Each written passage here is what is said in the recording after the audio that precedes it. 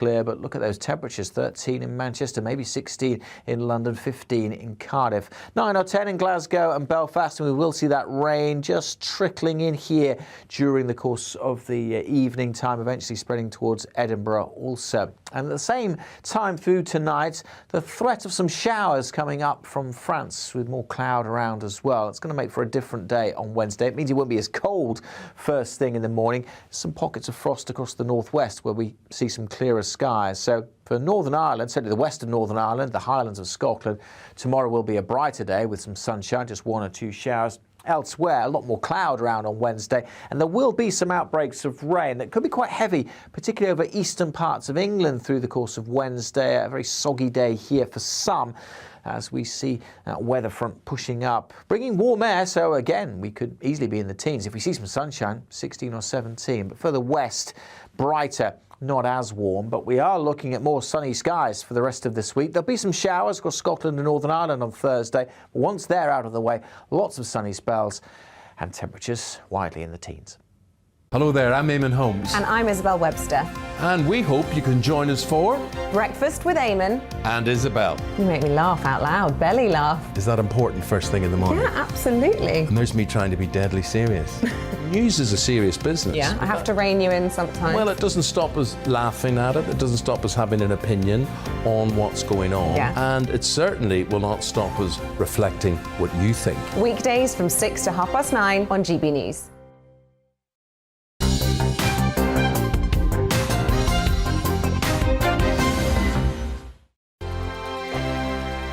GB News is the UK's home of discussion and debate from all perspectives. To stay up to date on the latest stories, make sure that you subscribe to the GB News channel right here on YouTube. You can watch us live 24/7 across the whole world. You can also check out exclusive content and catch up on previous episodes of your favourite shows. Every day, we ask the questions that you'd ask, so why not add your voice to the conversation in the comments section? Don't forget to subscribe. We are GB News, Britain's news channel. Every night at 11 on GB News, we bring you the next day's stories the day before. Basically like time travel. If it's a big story, we'll cover it, guaranteed. But we'll also have some fun along the way. Big opinions, big laughs. Sometimes big hair. This is Headliners, the paper review show that won't send you to sleep like the others will.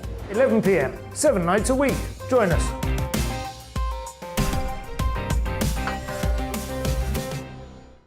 Hello there, I'm Eamon Holmes. And I'm Isabel Webster. And we hope you can join us for Breakfast with Eamon and Isabel. You make me laugh out loud, belly laugh. Is that important first thing in the morning? Yeah, absolutely. And there's me trying to be deadly serious. News is a serious business. Yeah, I have to rein you in sometimes. Well, it doesn't stop us laughing at it. It doesn't stop us having an opinion on what's going on. Yeah. And it certainly will not stop us reflecting what you think. Weekdays from 6 to 9:30 on GB News. I'm Dan Wootton. Join me Monday to Thursday from 9 to 11 for the feistiest and most fun news debate on TV, where free speech reigns. I'll bring you a sharp take on the day's biggest stories, bombshell newsmaker interviews, and A-list guests. And I guarantee you, no spin, no bias, no censorship, and no reason to go to bed. That's Dan Wootton tonight, Monday to Thursdays from 9 on GB News.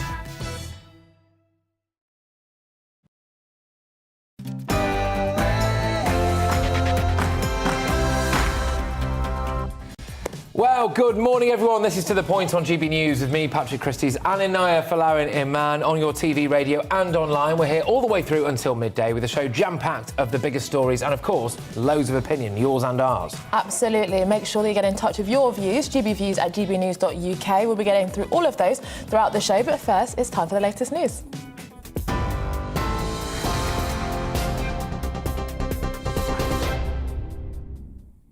Good morning, it's 10 o'clock. I'm Rosie Wright, here to keep you up to date on GB News.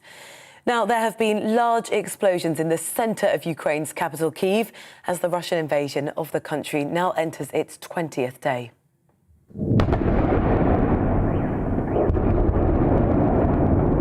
Blocks of flats, residential buildings, they were heavily damaged during the bombardment. Peace negotiations between Moscow and Kyiv resumed today after being paused yesterday. Ukraine's President Volodymyr Zelensky issued a video statement overnight and called for a fair peace between the two nations. The former head of counter-terrorism at the MOD, Major General Chip Chapman, told GB News Ukraine is an energised nation under the leadership of President Zelensky. He said, "We're not seeing any significant moves from Russia." And we could get to the point in 1 or 2 weeks' time where the Russians culminate. That is, they have run out of either logistic support or combat power to go and do any more offensives. They've got too many lines of operation, trying to have too many objectives, and you can't support all of those.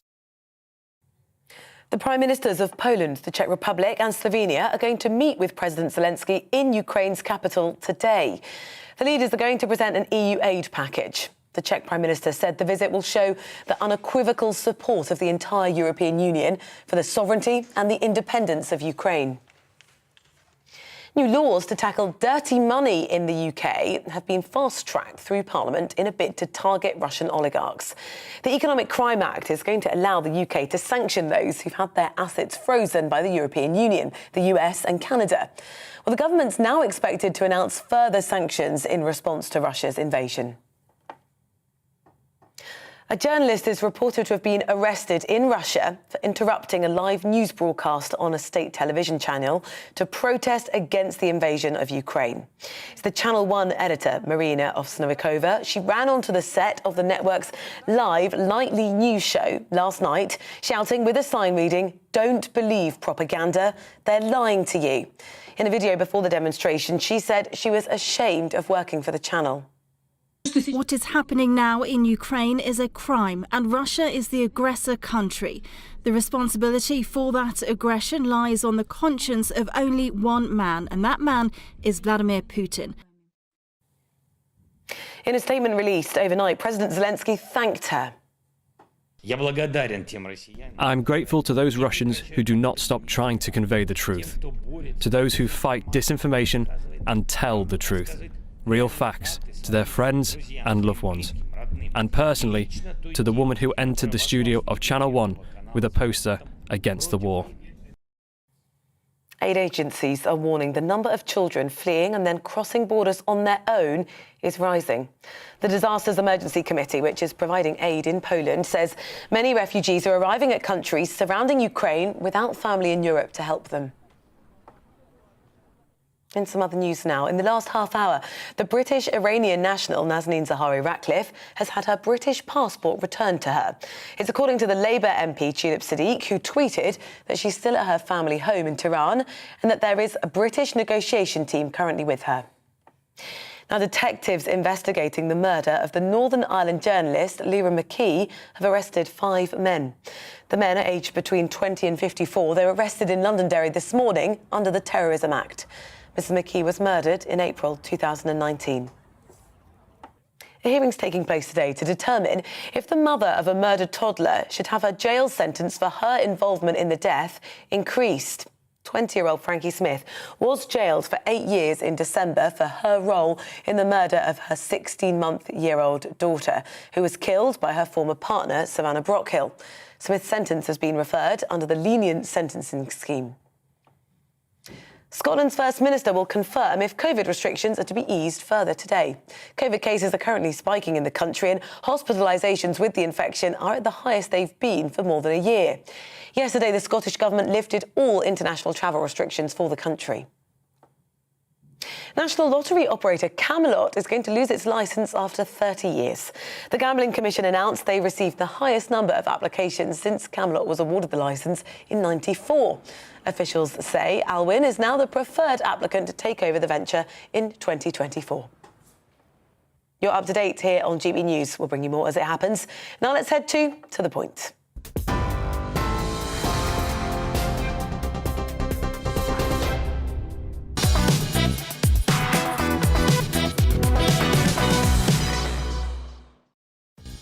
Good morning, this is To The Point on GB News with me, Anaya Falarin Iman. I'm Patrick Christys on your TV, radio and online. We've got a great show lined up for you to kickstart your day, so here's what's on the menu.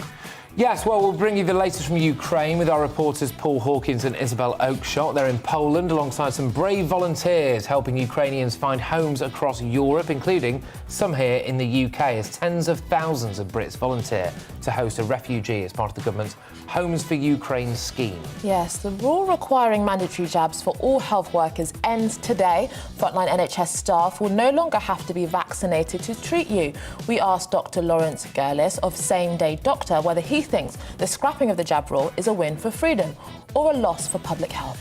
And finally, as reports emerge that 7 out of 10 meal deal snacks contain dangerously high salt content, we asked the campaign director for Action on Salt how we've become accustomed to such high levels of salt and whether it really is that bad for us. I'm quite a salt person. I'm salty. Yeah. I am. We have all of that coming up and much more across the programme, so make sure that you get in touch with your views, GB Views, at gbnews.uk.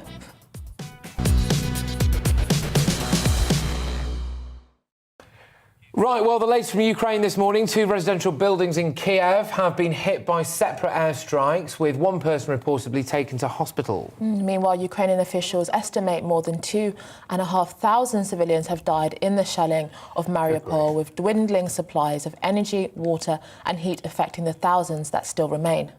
However, there is hope, apparently. US officials report the Russian advancement is stalling, and Lieutenant, or Lieutenant, depending on where you are, I suppose, Ben Hodges, former commanding general of the US Army in Europe, predicts Russian forces are about 10 days away from running out of resources. Is that true? We'll be getting to the bottom of that. Joining us now is Przemyśl, Poland, where millions of refugees have been flooding in from Ukraine, is our reporter Paul Hawkins. Thank you for joining us this morning, Paul. Please bring us the latest. Yeah, morning, and 1.77 million people, in fact, from Ukraine coming into Poland, and we know that well over 1 million of them are remaining in Poland. Poland's population increasing by 2% in just over 2 weeks now. So, there are challenges for the authorities, but here in Poland they are rising to it. We're at Przemyśl station. It's about 20 kilometres from the crossing at Midday, the main crossing where people enter. And people have been gathering here this morning. In fact, it's pretty empty at the moment. As you can see, feels like there's more journalists actually here than refugees. But there were buses here earlier, and they bring people from the border and then they take them away to various destinations across Europe. We're going to speak to someone now who's not sure where they're going. Her name is Lilia, and she's from Kharkiv. Lilia, thank you for speaking to us.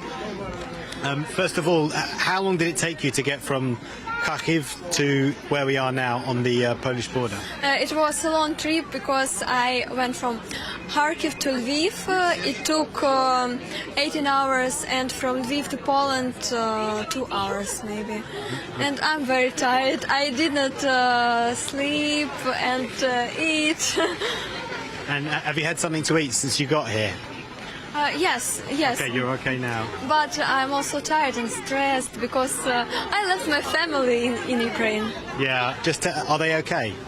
Yes, they're okay. Yes. Okay, but Kharkiv is not okay. What was it like when you left? Kharkiv is destroyed. It is my native city, and it's so painful for me. I can't stop crying when I see our streets as the center of our city, because it is the face of Kharkiv, and I spent my whole life there. I walked by the streets, but they are destroyed, and our center is nothing now. So do you think there's not much of the city left? What was? There is not much of the city left. Yes. Whole. More than 800 of buildings where people live. Yeah, apart blocks. Yeah. Yes, they are destroyed. Right. And people don't know where to live. They live in metro, underground, and they ask the mayor of our city where will we live when the war ends, and he don't know what to say, because it will take a long time to repair that. And so you've left your family. They don't want to leave Ukraine either? Yes, they stayed because there are my grandparents there, which needs some treatment, and my father has relatives, has mother, and also my mother has her parents, and it was very hard to leave them, but they said, we want you to leave. If you can survive, go. And so you're here now with your friend. Is this your friend or your sister? Yes, my friend. Hi. And so, but you don't know where you're going now. Yes, we don't know where we will find our home for some time, and we come here, but there is no place for us because a lot of Ukrainians already here, and. But people, they're so nice. They give us food, water, everything we need, and they promised we can stay here for 1-2 nights, and then we go. But go where? Germany, France, or even the UK? We want to go to Germany, and we hope to find the home there. So. Okay. What have you thought about the UK? You can apply for a visa and online, and then you can go there to work and live for 3 years. Yes, it is very cool, but it will take time. I don't have time. I'm already here, and I need to live somewhere. Okay. Yeah. And do you speak German? No, but I speak English, Ukrainian, Russian, and I will improvise. And do you study or do you work? I study. I will be a journalist in the future. You're going to be a journalist? Yes, okay. Yes. I study in Kharkiv in Karazina University. Okay. So you can continue your studying, hopefully, in Germany. Yeah. I hope to come back to my country as soon as possible because it is my home. And, yes. And I hope to finish my studies there. But some buildings of my university are already destroyed. Right. So it's going to take time to rebuild. Yes, our building survived in the Second War, and now it's still still alive, but not all of our buildings. Yeah, it's going to take time then. Yeah, a lot of time. Yeah, okay. Well, thank you for speaking to us. Really appreciate it, thank you. And Liliana there, who's studying to be a journalist, and looks like she's going to head for Germany. But as we've been hearing from lots of people here, guys, that UK is simply too far. And we know that there are, 3,000-4,000 people that have applied or been accepted for visas to come to the UK. But the vast majority, and there is a huge, wave of people that continue to leave Ukraine. Most of them want to be in Europe and as close to Ukraine as possible because they're hoping that this war is going to be over sooner rather than later. Yeah, Paul, look, thank you very much, Paul. You are doing a marathon stint for us over there, and we do really, really appreciate it. And I actually think as well, something that really hit home, Paul, was just as you were just wrapping up there, you've got a crying baby, bless them, walking past you there with its mother, I would assume, cradling it in its arms. And sorry, Paul, I know we hadn't planned on going to you for another question, but I mean, you are on the scene. The scale of this humanitarian issue must be hitting you quite hard, is it? Are you all right? Yeah, thank you, Patrick. Yeah, I'm okay. Yeah, I'm fine. There's a lot to process, and you have to. But I will have to take the time to process it when I'm back. But you hear these stories from, and you take it in. And I was saying to Eamon earlier on breakfast, you don't know what to say quite often because when you hear about their homes being destroyed, when you hear about what the Russians have been doing, when you hear about the fact that they haven't got much of a future, what do you say to something like that? You just say, I'm sorry to hear about it, but we're all with you, we're all supporting you, and we'll help you in whatever way you can.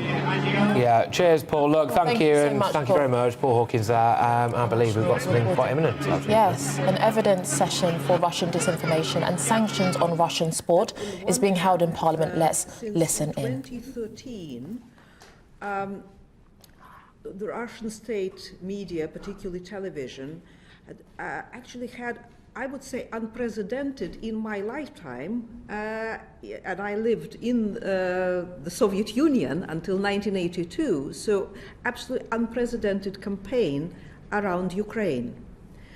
And actually, from the intensity of that disinformation campaign from 2013, and the fact that it was basically non-stop, it absolutely dominated Russian state media to the extent that this fake opposition in the Russian parliament, which, for instance, the Communist Party of Russia, kind of representatives, the head of this Communist Party unit or faction in the parliament complained about why there is so much about Ukraine. So clearly it was not for nothing. There was this preparation for further actions against Ukraine. It started in 2013 when Putin for the first time said Russian and Ukrainians were one people or the same nation, which I was very struck by, actually, that comment, because it contradicted completely the line which even the communist regime took. Then from 2014, even more so after the annexation of the Crimea. But another interesting point, I think, to add to what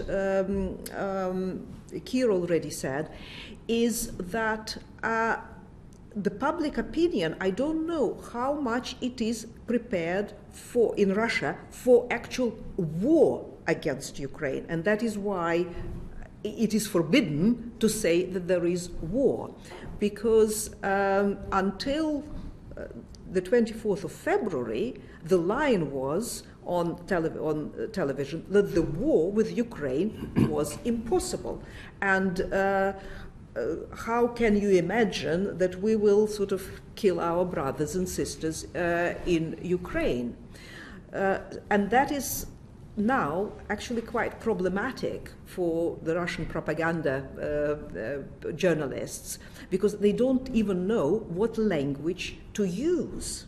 And sometimes the word war slips in and then they take it back. But I would say the most extraordinary of all the kind of false narratives we're hearing now, and it's repeated again and again, is that what the devastation you see in Ukrainian cities, from Kharkiv to Chernihiv to Sumy, it's Ukrainian army is doing that, so that the Ukrainians are bombing their own cities. This is, I think, the most extraordinary narrative, which is repeated again and They're again. suggesting that the Ukrainians are blowing up their own cities in order to basically make Russia look bad. Do they take the world for cretins, do you think, in that respect? I mean, it's an incredible sort of narrative to actually come out with. And that leads me on to another question, actually, like, Vera, is this disinformation for internal purposes or external, or both? And if there is for both, what sort of percentage, if you like, is internal and external? Yeah, there are, I think, three sort of issues here. One is that, of course, the main focus is now on internal audience. Yes, well, there you go. That was obviously part of an evidence session for Russian disinformation and sanctions on Russian sport. That's being held now in Parliament. We're going to give you the latest lines on that throughout the show. Hopefully it livens up a little bit, because that was dull. Right, OK. The Homes for Ukraine Refugees scheme launched in the UK yesterday. This is a government-sponsored scheme that will offer each household housing a refugee £350 a month. Yes, the website saw overwhelming traffic, with more than 43,000 signing up. In the first few hours, Housing and Community Secretary Michael Gove said the UK had a history of, quote, supporting the most vulnerable during their darkest hours, and that there would be no limit on numbers. Well, here's to tell us more is political commentator Stephen Carlton-Woods. Thank you very, very much. So, look, Stephen, I suppose, I mean, there's been unprecedented demand to house a Ukrainian refugee, hasn't there? Yeah, you were interesting. You just said that figure, 43,000. That was yesterday. I think today it's up to 90,000 people have signed up to house Ukrainian refugees. So there's a lot of support out there. Yeah, the £350 a month is obviously just a bit of a subsidy, isn't it? Essentially, let's say what it is, which is that our government is asking people essentially out of the kindness of their hearts to basically self-fund a refugee, aren't they? Yeah.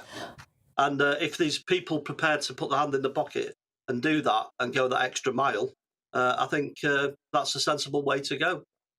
But isn't I guess on this occasion, it's people that have demanded it. So it's not just that the government has shifted the responsibility. People wanted to do something, and people have offered up their homes as a sign of solidarity. Well, people feel a sense of need at the moment, and they need to help, and they're doing all sorts of things to try and help the situation. We've seen people going over to Ukraine to try and fight for their nation. Even there's people driving ambulances to the border as we speak now to try and help with what's going on there. So I think we have a sense of needing to help in this country. We're raising. Some organisations that have been involved we're collecting money at the weekend to send donations over to the Ukraine. There's a big effort with the people of the UK here in recognising the need and support for the Ukraine. Yeah, now talk to me a little bit about oil. So obviously this has kind of opened a can of worms, essentially, what's been going on in Russia at the moment. And I think maybe has just decided to increase the idea for national self-reliance a little bit more. Where do you stand on that? Well, it's been obvious, and the Prime Minister spoke about that the West have been looking the other way for far too long and made a terrible error in heavily relying on fuel from places like Russia. And we know that the Prime Minister's going to see the Saudis today to try and get them to increase their production. Well, I find that interesting in itself, in the way that they're going to Saudi rather than to the Americans. You'd think the Americans also are a massive oil-producing nation. Would they not upgrade or up their production as well to try and reduce the price of oil? And at the moment, the Western world is still using Russian fuel, and with the prices being inflated, it means that Russia are making money out of this at the moment. I know there's a time limit on this, but it's still a case where Russia are making out of this situation. Do you not think it's going to be very hard to justify to, let's say, a single mum, right? A single mum whose fuel bills, energy bills, etc., are going absolutely through the roof, unaffordable, right? That we are not using the resources right below our feet right now, fracking, shale gas. Well, how on earth does Boris Johnson or anyone justify to someone who's absolutely skint and struggling to feed their kids that we are concreting over our own resources? But don't forget, fracking is a dirty word in some parts of the UK. We've seen over the years people down the road in Stretford, people were up in arms over the fracking situation there, and they were about to announce the closure of that area. So I think that's up in the air at the moment, and they may be looking at reopening that fracking site. But it's a very controversial subject with fracking. But I think look, Stephen. We can't get around the fact that the Western world's been led by the nose by a teenager from Sweden who, by definition, has rarely been to school, and all of a sudden now we're in this mess. Anyway, Stephen Carlton-Wills, thank you very, very much. Yeah. Go on, crack on. Sorry, this is another side of the coin, really, with the fact that people were going for, zero carbon emissions and climate change and all that lot, but there's a cost to that. And now we're seeing, so on the tail end of that, fuel prices are rising because we're trying to look towards green efficiencies and things. And now we've got a war situation, which is putting the cost of fuel up again. And who pays for it at the end of the day? The people who can't really afford it. That's an unfortunate situation. Exactly that. That's it. Thank you very much. Stephen Carlton-Wills there, of course, political commentator. Cheers. Thank you very much. Always a pleasure to have you on. Yes, after the break, new research reveals that 1 in 3 workers are given less than 1 week's notice of their shifts. We'll be talking through Is this how I found out I've been sacked? Oh, maybe. We'll be talking through what this means for employees in just a few moments. Hello there. A fine day today across much of the UK. Bright, sunny skies, pretty mild as well by this afternoon after a chilly old start. There is some rain, however, across the northwest. That's from this weather front that's just eking slowly towards the UK. There's another warm front in the south, and that is going to bring some warmer air later in the week, but also some rain tomorrow across parts of eastern England. For today, though, as I said, for the vast majority, dry, fine, hazy sunshine out there. The cloud is increasing across Scotland and Northern Ireland. We do have some rain trickling into the west of Northern Ireland, the Highlands, the Western Isles and the Northern Isles of Scotland. The breeze picking up here as well. Temperatures, even where it stays dry across Scotland, Northern Ireland, 9-10 degrees. But for England and Wales, the teens quite widely, and maybe up as high as 16, possibly even 17 degrees across parts of the east. Much of England and Wales staying dry and fine through this evening, but the rain will spread through Belfast, through the central belt of Scotland as well, so turning quite damp here overnight. Some mist and fog is likely across the south. Temperatures holding up at 6, 7, 8 degrees Celsius. It will turn colder as the skies start to clear in the northwest later on. And a brighter day here to come tomorrow. Although we could start with a touch of frost and certainly some fog for Northern Ireland. A different day for England and Wales, much more cloud, line of rain spreading southwards and some heavy rain likely over the Midlands, parts of southern England at times. Some uncertainty about exactly how far east and west that rain is, but as I said, it could be pretty heavy. Quite mild the air though, so temperatures even where it's cloudy and rainy still up to 13, 14 degrees. Western parts seeing some afternoon sunshine developing, just a few showers in the far northwest.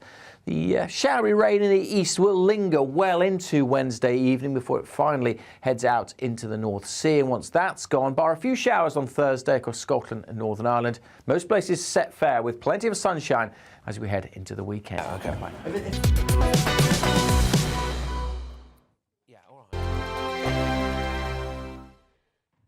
GB News is the UK's home of discussion and debate from all perspectives. To stay up to date on the latest stories, make sure that you subscribe to the GB News channel. Right here on YouTube. You can watch us live 24/7 across the whole world. You can also check out exclusive content and catch up on previous episodes of your favourite shows. Every day, we ask the questions that you'd ask, so why not add your voice to the conversation in the comments section? Don't forget to subscribe. We are GB News, Britain's news channel. Every night at 11 on GB News, we bring you the next day's stories the day before. It's basically like time travel. If it's a big story, we'll cover it, guaranteed. But we'll also have some fun along the way. Big opinions, big laughs. Sometimes big hair. This is Headliners, the paper review show that won't send you to sleep like the others will. 11 p.m, 7 nights a week. Join us.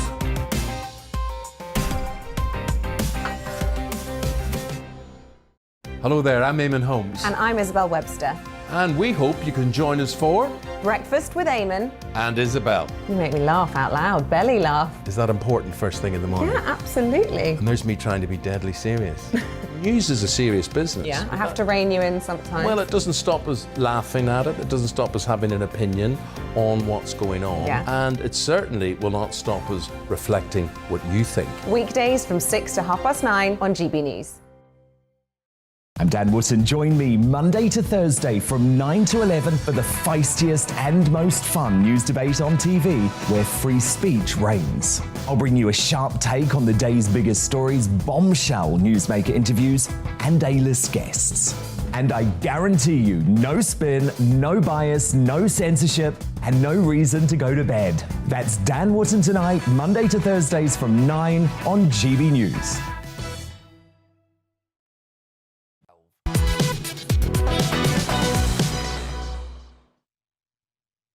Welcome back. It's 10:29. This is To The Point on GB News with me, Anaya Falarin-Iman and Patrick Christys. We're live on your TV, online and radio this morning. We are indeed. Now, new research from the Living Wage Foundation suggests that up to 1 in 3 workers are given less than a week's notice of their upcoming shifts. Now, this figure is even higher for those earning below the living wage, to 1 in 2 workers, otherwise known as half. Now, the study found that such short notice periods mean workers tend to pay higher childcare costs, for example. It's just hard to balance your life, isn't it, really, when you're not given enough notice of it all. Well, we are joined now, I believe, by Peter Edwards, former editor of Labour List, and not, in fact, a former Labour MP, as I introduced him as last time. Peter, how are you?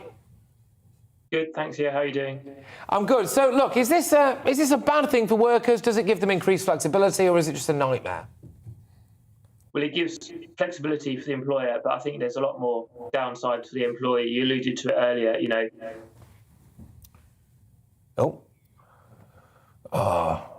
I mean, what do you think about it, Patrick? I mean, I think it depends on the person. When I was at it's an interesting one. I believe maybe Peter is back, is he? I believe so. Peter, there you go, fantastic stuff. Carry on. Yeah, so I don't know much that you heard, but I was saying it's far more in favour of the employer than the employee. If your shift is cancelled at short notice, you've got economic insecurity, you've got worry, And then, as you mentioned earlier, you might have increased childcare costs. You may have to borrow, perhaps at a higher rate if you're not earning. So there is a big downside for employers, and that's really why we need the government to legislate to ensure there are guaranteed shift patterns to give staff the confidence. And so we know a law like that, it's not just good for the individuals, it would actually be good for the economy as well if you have people working regular patterns with regular pay and paying their bills and spending regularly. Another side to this, I mean, for example, if you are a student, you know, you might just want odd shifts to work around your studies. There are many different contexts to which actually much more flexible work benefits the individual. Yeah, flexibility can be a good thing, but what we've seen so far, including the research from Living Wage Foundation, and this has been kind of debated in Parliament over the last decade or so, is that generally the flexibility benefits the employer more. And think about how all our lives could be disrupted if our shift patterns were changing. It leads to extra costs. And even in your example, if you're a student, you essentially have 2 blocks of time. You have term time where you have regular classes, you can plan around those, and you'll have vacation where you probably won't have any classes, you have a bit of study to do. And of course, you have to bear in mind, this affects millions of people. Just cast your mind back over the last decade. Remember, under the coalition, we had that growth in jobs, which was a bit of a surprise after the banking crisis, but they were what's called the precariat. People were in work, but in lower pay, with insecure hours, flexibility more on the employer's side. And this is what's kind of, it's a recovery, and again, a recovery after the pandemic, but it can actually conceal an awful lot of hardship and financial stress below headline job numbers.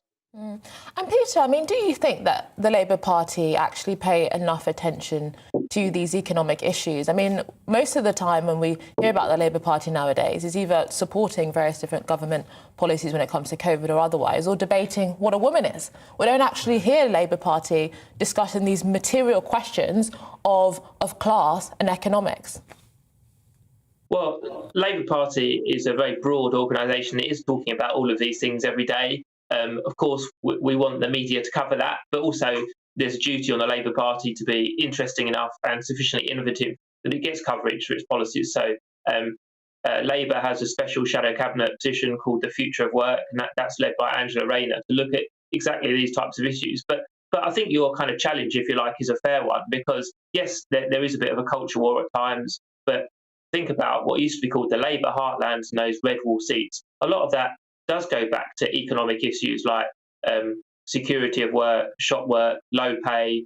We've got a quote-unquote national living wage from the government, but that's actually a bit of a con. It doesn't match the real living wage. So I think the kind of premise of your question is quite right, that yes, the culture wars are important and identity, that's important, but it's how much you take home in pay, putting food on the table, paying your bills, access to public services. These are at the core of Labour's values, and they really should be at the core of their next election manifesto as well. Peter, thank you very much, as always. Peter Edwards there, former editor of Labour List. Thank you very much for joining us. Now, after the break, our East Midlands reporter, Will Hollis, brings us a new report uncovering the high salt levels in our food. A campaigner from Action for Salt will tell us why we should be concerned. But, of course, now it's the news.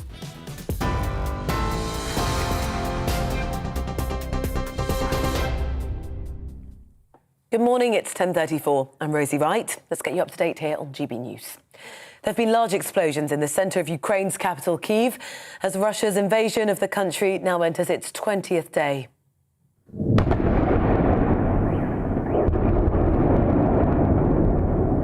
Blocks of flats and residential buildings were heavily damaged during the bombardment overnight. Well, peace negotiations between Moscow and Kyiv do resume today after being paused yesterday. Ukraine's President Volodymyr Zelensky called for a fair peace between the two nations. We hear your conversations in the intercepts. We hear what you really think about this senseless war, about this disgrace and about your state. Your conversations with each other, your calls home to your family. If you surrender to our forces, we will treat you the way people are supposed to be treated, as people. The Prime Ministers of Poland, the Czech Republic and Slovenia, they're going to meet President Zelensky in Ukraine's capital today. The leaders are going to present an aid package. The Czech Prime Minister said the visit will show the unequivocal support of the entire European Union for the sovereignty and the independence of Ukraine. A journalist is reported to have been arrested in Russia after interrupting a live news broadcast on a state television channel. It's Channel 1 editor Marina Osyannikova. She ran onto the set of the network's live nightly news show last night with a sign reading, "Don't believe propaganda, they're lying to you." Now, in the last hour, some other news. British-Iranian aid worker Nazanin Zahawi-Ratcliffe, she's had her British passport returned to her. That's according to the Labour MP Tulip Siddiq, who tweeted that she's still at her family home in Tehran and that there's a British negotiation team with her. Ms Zahawi-Ratcliffe has been detained since her arrest in 2016. Detectives investigating the murder of journalist Lara McKee have arrested 5 men. They're aged between 20 and 54. They were arrested in Londonderry this morning under the Terrorism Act.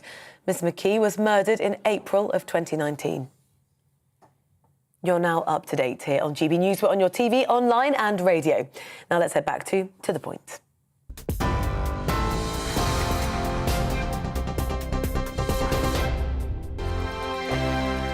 GB News is the UK's home of discussion and debate from all perspectives. To stay up to date on the latest stories, make sure that you subscribe to the GB News channel. Right here on YouTube. You can watch us live 24/7 across the whole world. You can also check out exclusive content and catch up on previous episodes of your favourite shows. Every day, we ask the questions that you'd ask, so why not add your voice to the conversation in the comments section? Don't forget to subscribe. We are GB News, Britain's news channel. Every night at 11 on GB News, we bring you the next day's stories the day before.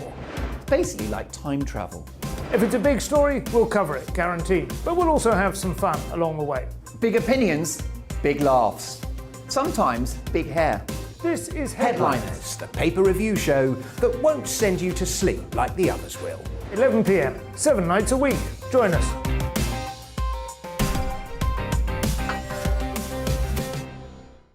Hello there, I'm Eamon Holmes. And I'm Isabel Webster.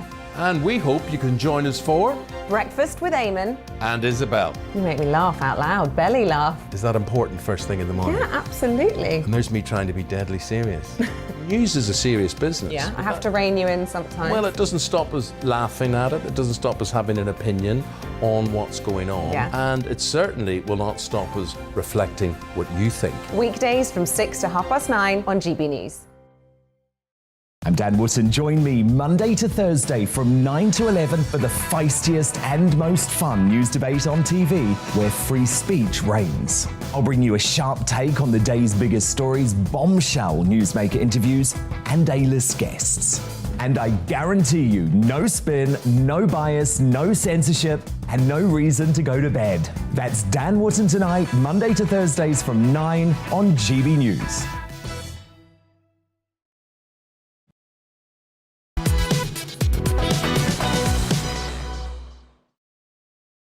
Good morning, everyone. It is 10:39. This is To The Point with me, Patrick Christys, and Anaya Falarin-Iman on GB News. We're live on your TV, online and radio this morning. Yes, mandatory jabs for all frontline NHS workers was set to come into force next month, but the policy is no longer in force as of today.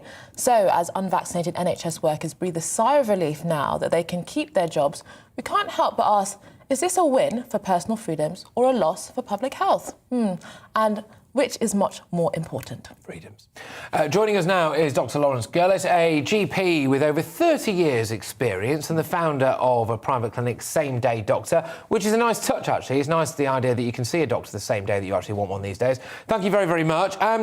So, how do you feel about this? Because, you know, look, the argument would be that, you know, you should get a jab, I suppose. But at the same time, those who didn't have now, in a way, I suppose, been vindicated, have they? Partly, Patrick. Morning, Inaya. Patrick. Morning. Look, they were never going to sack 100,000 staff.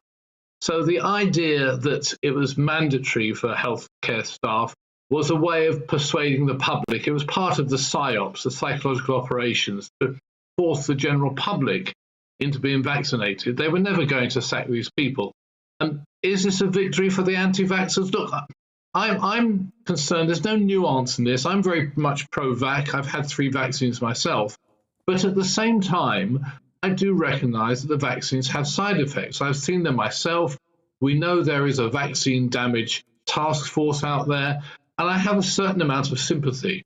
But I think if you're a healthcare worker, you are obligated to protect yourself against flu, against hepatitis B, against TB, and I think COVID was part of it. So I didn't really fully understand why the healthcare workers dug their heels in so much. Having said that, I'm relieved this has now come to an end, and we can perhaps move on from another sorry saga and another culture war, whether you're, people think COVID is a hoax, people think vaccines are no good. They're not. The vaccines definitely reduce serious hospitalization, but they don't reduce transmission. By the way, we're seeing a lot of COVID at the moment. Fortunately, it's mild and it's Omicron. Can I just ask, look, I'm sorry about this. I regularly ask stupid questions on this show, but I'm going to ask one now. This vaccine, right, you get 3 doses of it. You can still get COVID. You can still pass it on. I mean, I've never heard of a vaccine like this before, have you? Patrick, that's not a stupid question at all. I think we're all disappointed. when the vaccine came in, we were all under the impression 1 dose, that's it, you won't catch it. After all, it's a bit like flu. It's a bit like flu. I have to say, and I'm sure a lot of people say, this has been a disappointment. The fact that some people needed 4 vaccines and they're still catching COVID has been a disappointment. The numbers yesterday, I think 172,000 cases of COVID, which includes accumulation over the weekend, when most of the country has been vaccinated. So it's been a disappointment, but it has quite generally prevented serious illness and death. I'm one of those people that doesn't think we're going to have annual COVID vaccines, because I think Omicron will give us all so much immunity, something we've discussed before, that really future vaccines won't be necessary. And actually, in the end, the mild Omicron variant has turned out to be a better vaccine than the vaccine itself, because it gives you much better immunity.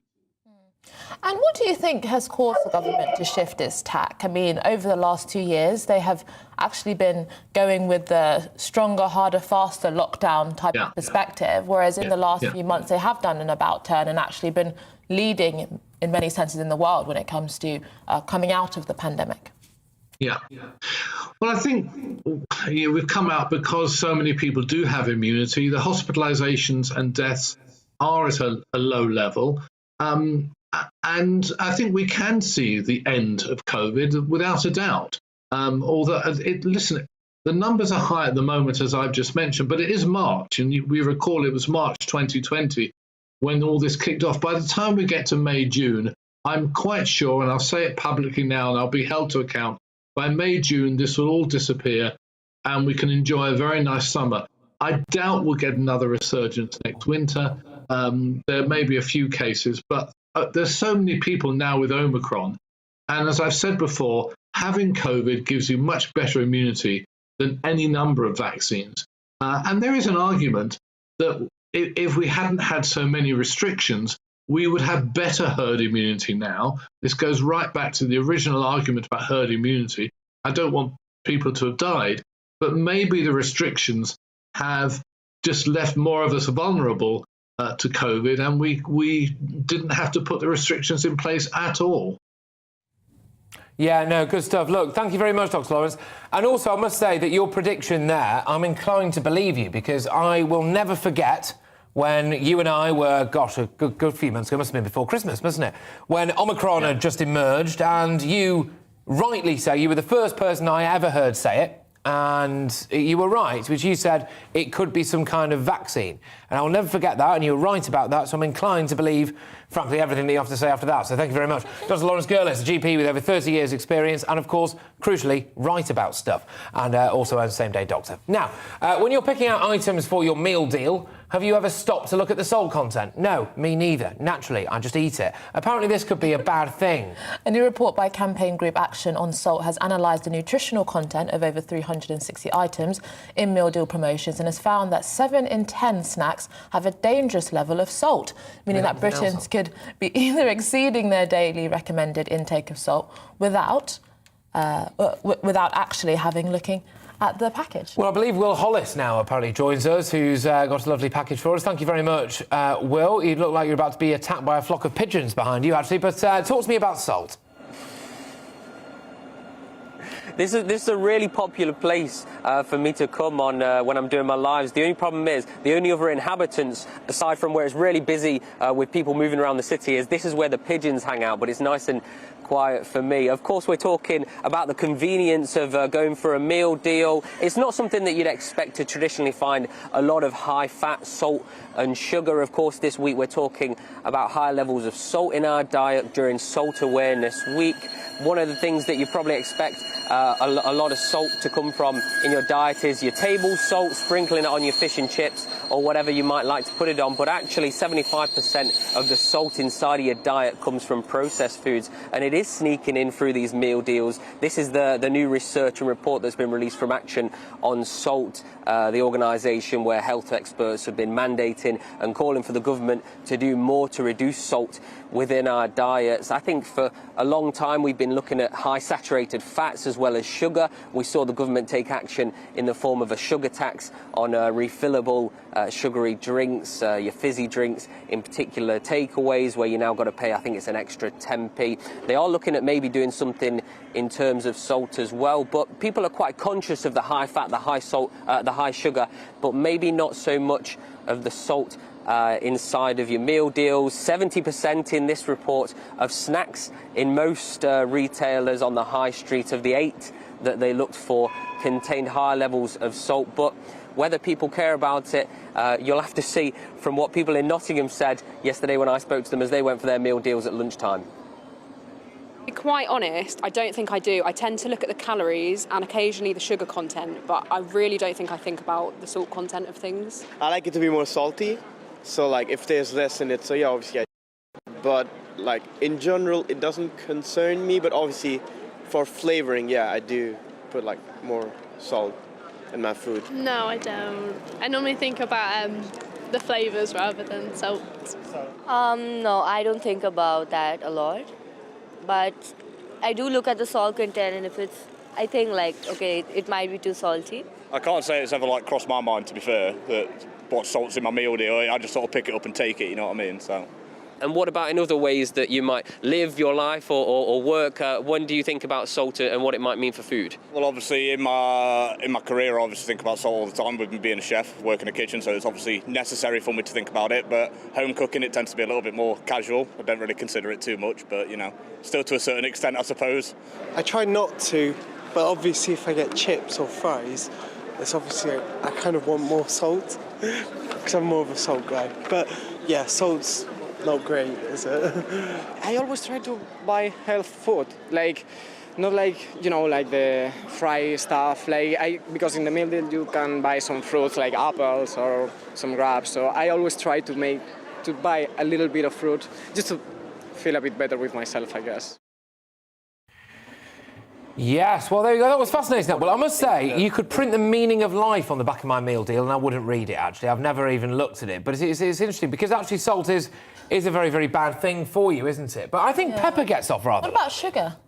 Sugar? I mean, look, everything's bad for you, isn't it? Everything I enjoy is going to kill me. We all know it, don't we? I feel like we all know, we've been educated enough about this now and we have to put the decision in people's hands.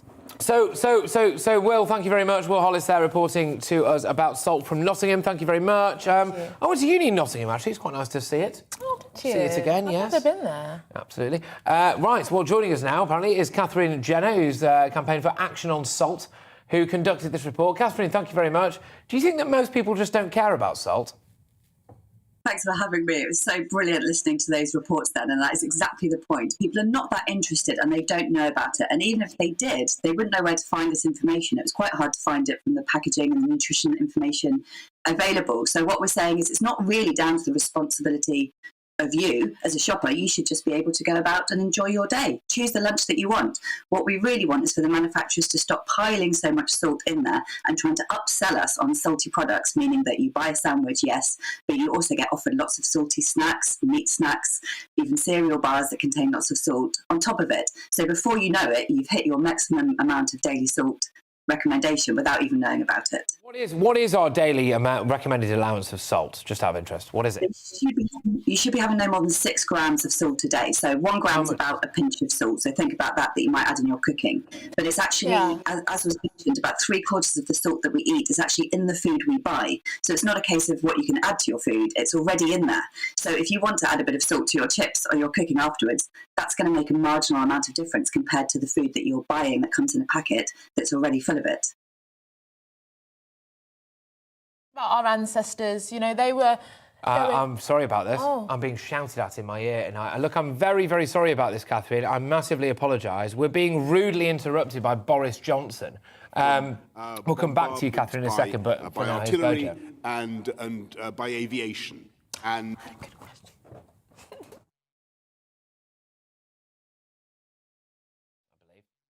yeah, well, that was obviously some stuff from Boris Johnson there, and I think we can all agree that was gripping.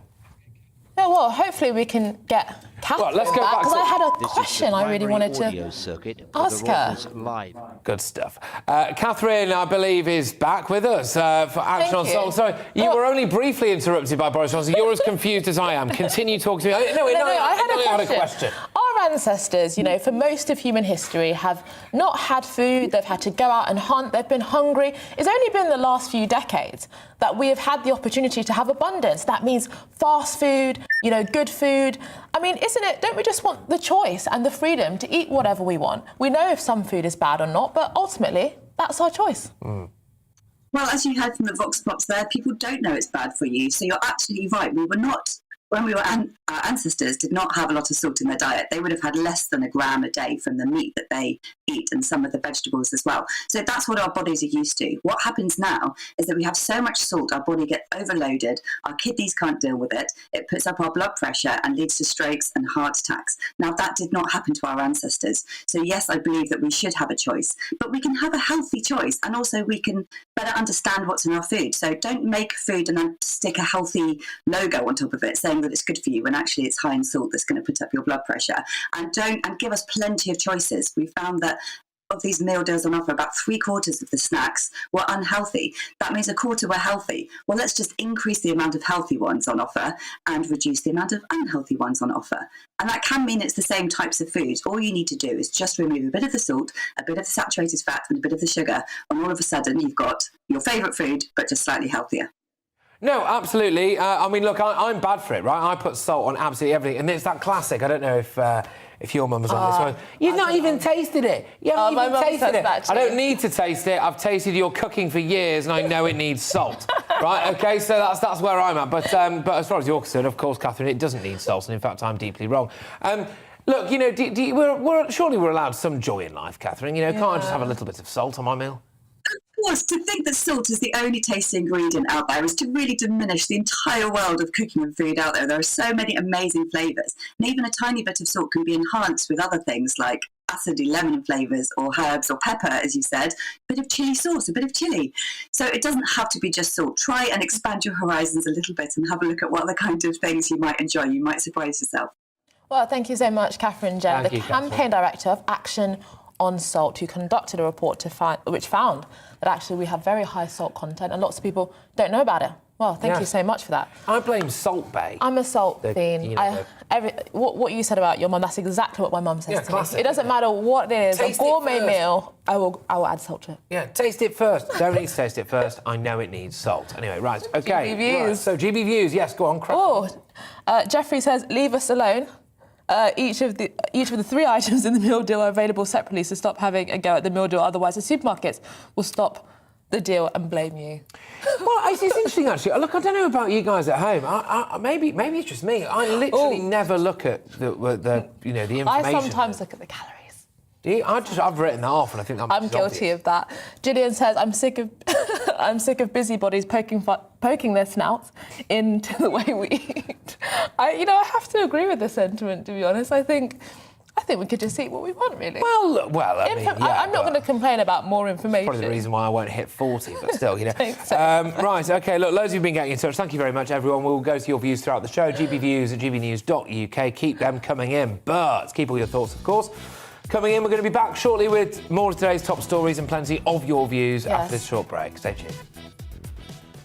Hello there. A fine day today across much of the UK. Bright, sunny skies. Pretty mild as well by this afternoon after a chilly old start. There is some rain, however, across the northwest. That's from this weather front that's just eking slowly towards the UK. There's another warm front in the south, and that is going to bring some warmer air later in the week, but also some rain tomorrow across parts of eastern England. For today, though, as I said, for the vast majority, dry, fine, hazy sunshine out there. The cloud is increasing across Scotland and Northern Ireland. We do have some rain trickling into the west of Northern Ireland, the Highlands, the Western Isles and the Northern Isles of Scotland. The breeze picking up here as well. Temperatures, even where it stays dry across Scotland, Northern Ireland, 9-10 degrees. But for England and Wales, the teens quite widely and maybe up as high as 16, possibly even 17 degrees across parts of the east.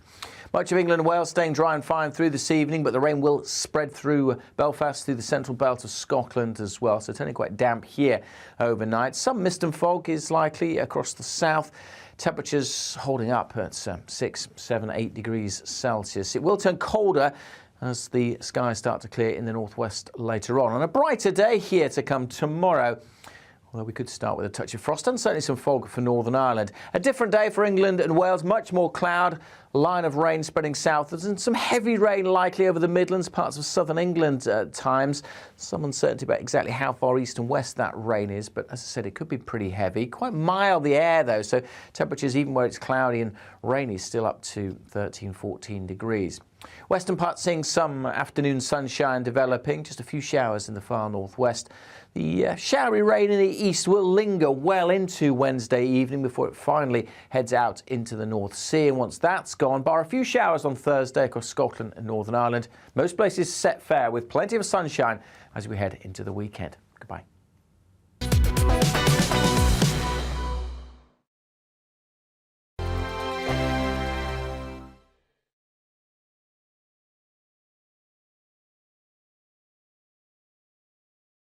GB News is the UK's home of discussion and debate from all perspectives. To stay up to date on the latest stories, make sure that you subscribe to the GB News channel. Right here on YouTube. You can watch us live 24/7 across the whole world. You can also check out exclusive content and catch up on previous episodes of your favourite shows. Every day, we ask the questions that you'd ask, so why not add your voice to the conversation in the comments section? Don't forget to subscribe. We are GB News, Britain's news channel.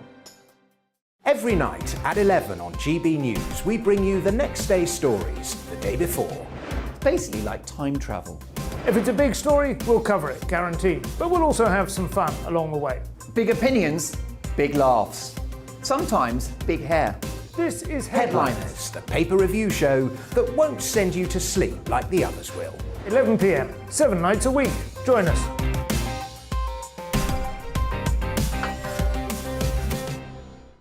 Hello there, I'm Eamon Holmes. And I'm Isabel Webster. And we hope you can join us for Breakfast with Eamon and Isabel. You make me laugh out loud, belly laugh. Is that important first thing in the morning? Yeah, absolutely. And there's me trying to be deadly serious. News is a serious business. Yeah, I have to rein you in sometimes. Well, it doesn't stop us laughing at it. It doesn't stop us having an opinion on what's going on. Yeah. And it certainly will not stop us reflecting what you think. Weekdays from 6 to 9:30 on GB News. I'm Dan Wootton. Join me Monday to Thursday from 9 to 11 for the feistiest and most fun news debate on TV, where free speech reigns. I'll bring you a sharp take on the day's biggest stories, bombshell newsmaker interviews, and A-list guests.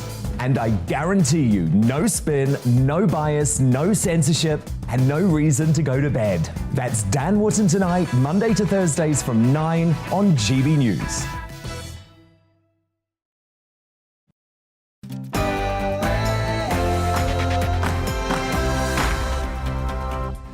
Well, morning everyone, this is To The Point on GB News with me, Patrick Christys, and Inaya Falarin Iman on your TV, radio and online. We're with you until midday with a show jam-packed with all of today's top stories, lots of discussion and, of course, your views as well as ours. Yes, make sure that you get in touch with your views, gbviews@gbnews.uk. We'll be getting through those throughout the show, but first, it's time for the latest news.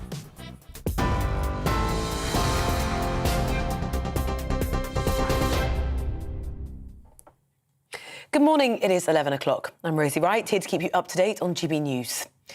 There have been large explosions in the centre of Ukraine's capital, Kyiv, as Russia's invasion of the country now enters its 20th day.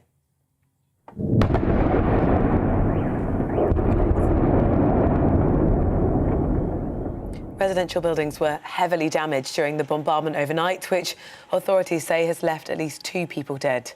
Peace negotiations between Moscow and Kyiv do resume today after being paused yesterday. Well, the former head of counter-terrorism at the MOD, Major General Chip Chapman, told GB News Ukraine is an energised nation under the leadership of President Volodymyr Zelensky.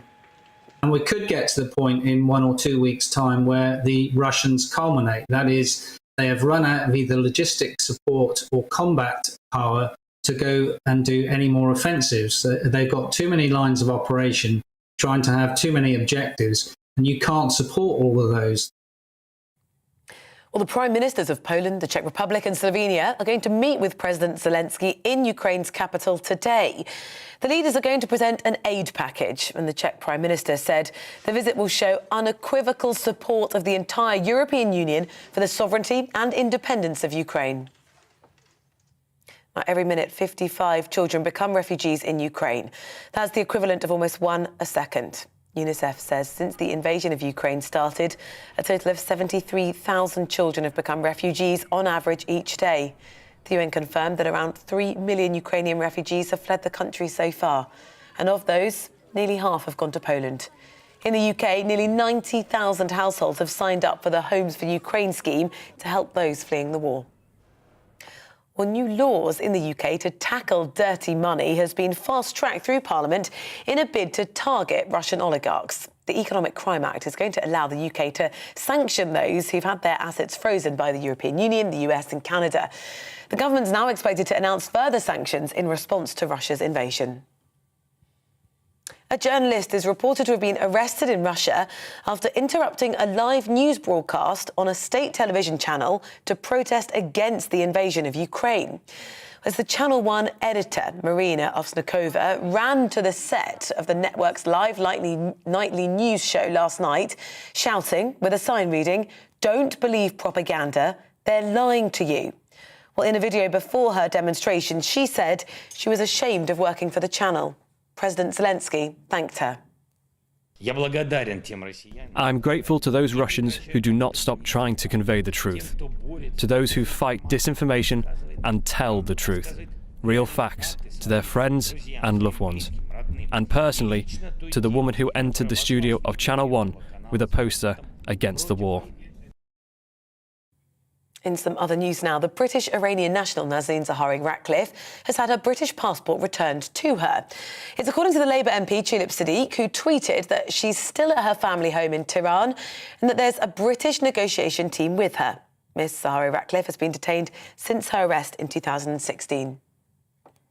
Detectives investigating the murder of the Northern Ireland journalist Lyra McKee have arrested 5 men. The men, aged between 20 and 54, were arrested in Londonderry this morning under the Terrorism Act. Ms McKee was murdered in April 2019.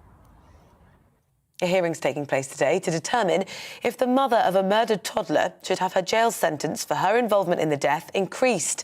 20-year-old Frankie Smith was jailed for 8 years in December for her role in the murder of her 16-month-old daughter. She was killed by her former partner, Savannah Brockhill. Smith's sentence has been referred under the lenient sentencing scheme. The number of unemployed people in the UK has dropped below pre-pandemic levels for the first time.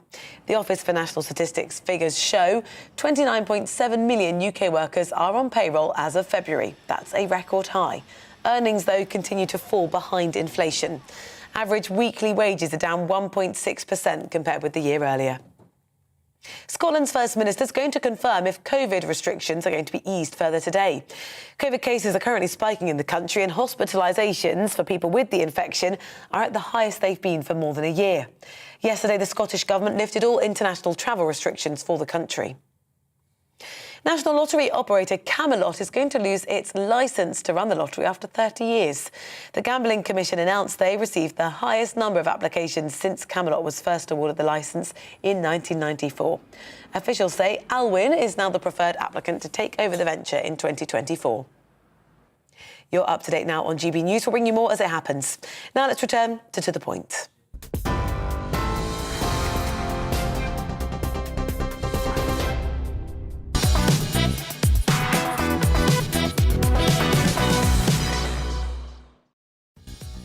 Good morning. This is To The Point on GB News with me, Anaya Flaren Iman and Patrick Christys on your TV, radio and online. We've got a great show lined up for the final hour, so here's what's on the menu. Well, the brutal bombing of Kiev continues as Russian forces edge closer to the capital. Ukraine's defence minister compared it to a frame from Apocalypse movie. Our reporter Paul Hawkins will be joining us live in just a few moments to bring us the latest from Poland. Yes, and as our court systems navigate a huge COVID backlog, around 95% of criminal barristers have voted to take strike action over the government's legal aid proposals. We'll be joined by Jerry Hayes, a criminal barrister and former Tory MP, to talk about what this means for crime and safety in the country. And the latest employment figures are out. Our business and economics editor, Liam Halligan, will be in the studio to talk about what these figures mean for you, your wages, your British economy, the big squeeze, and hopefully he'll say you're on the money at some point as well. Yes, we have all of that coming up and much more across the programme, so make sure they get in touch with your views, gbviews@gbnews.uk.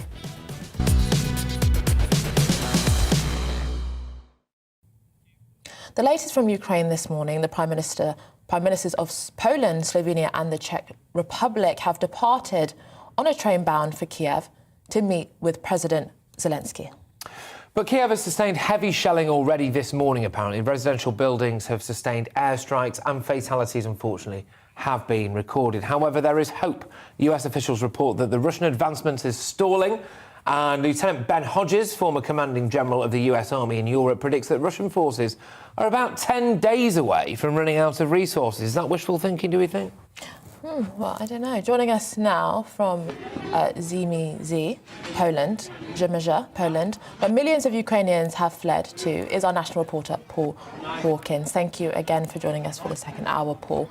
I mean, could you just give us a latest from what you've been speaking to people and what people's thoughts are? Yeah, hi, Inaya. We're at Przemyśl station. We're about 20 kilometres from the border. Been chatting to people all morning. Been speaking to the local deputy mayor, who's told us that this very small town on the border is coping with this enormous influx of people through this station where we are now, both coming into the station and heading out to various destinations across Europe. We can talk to someone now, actually, who's on their way to Paris in France. Her name is Olesa. She is from Bucha, which is a town very close to Irpin, near Kiev. Olesa, thank you for speaking to us. Not at all. First of all, how is your home in Bucha? Our home is not broken, but Russian soldiers go to our flats and take our clothes, TV, blenders, and our techniques. And money, anything? If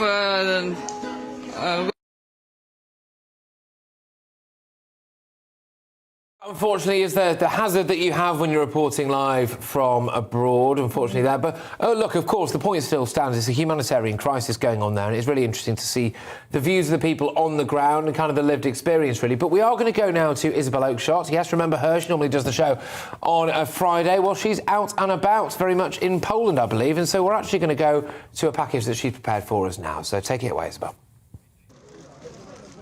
It's nearly 3 weeks since Russian forces began their brutal assault on Ukraine, and still the refugees come. Millions have fled in terror, and border towns like here in Przemyśl are a new humanitarian front line. Helping them to safety is an incredible grassroots movement of global volunteers. People like Daniel from Germany, who was so moved by what he saw, he hired a coach to take refugees to his home country for as long as they like. We saw the news, a couple of weeks ago, what is happening here in Ukraine to the people, and we think we want to help. Because we think it's not right what's happening to the people, and we have space in Germany.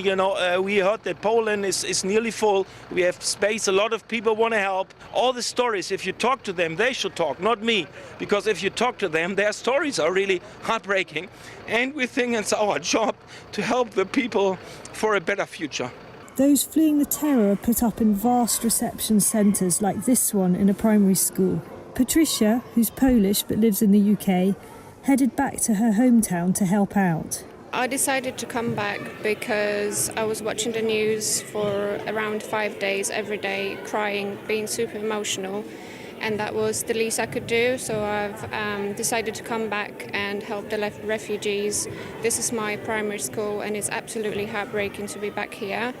But I think I'm doing good for the school and for the people that are here, and that's the least I can do. Patricia is far from the only person who's come from Britain to help. James from Peterborough is married to a Russian woman.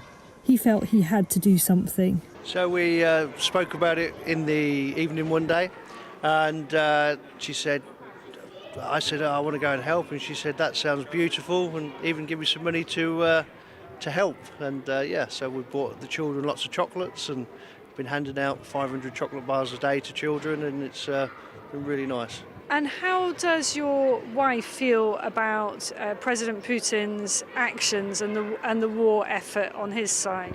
Well, I think she feels the same as most people in Russia feel, that they're against the war. There's lots of protesting going on.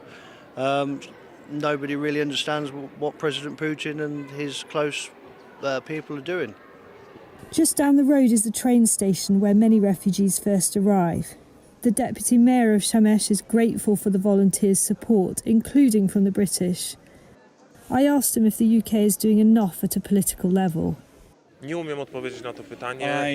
not know what the UK is doing. I'm here 16 hours per day. We are tired. There is 1.5 million refugees that have already arrived. Some estimates predict that it may be reaching up to 8 million people. Poland will not be able to cope with that number. So yes, we do need support. We do need help, and the UK should be one of those countries helping us. Those Ukrainians who make it this far are the lucky ones. The UN says hundreds of civilians have been killed already, though exactly how many is unknown. The real figure may be far higher. Just inside the Polish border, meeting those who are literally staggering across, are paramedic volunteers from around the world. Many of them are haunted by what they've seen and the fear on the faces of these people who have left everything except a small suitcase of belongings and often their pets behind. It is visible in their faces, especially in their eyes. When there's war, you can see that by little children who stop being so happy-go-lucky, but they're really scared and calm. We had a family of 9 come here a couple days ago, and they would all take some tea, try to get a warm, treat something. But there was one boy who he couldn't calm himself down. And we overheard a conversation between him and his mother. And he kept asking her, why are we sitting here? Why are we sitting here? Because someone wants to kill us. We have to go. And the mother tried to explain to him, we are across the border. You are safe now. You can calm down. You can get warm, and we're gonna go further. No, we can't stay here. We have to go. He was 4. Isabel Oakeshott, GB News, in Shemesh on the Polish border.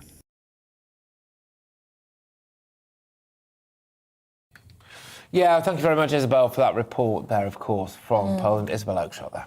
Yes, well, after the break, criminal barristers have voted to go on strike. Why? Laziness. We'll be joined by a criminal barrister and former Tory MP to find out, just in a moment.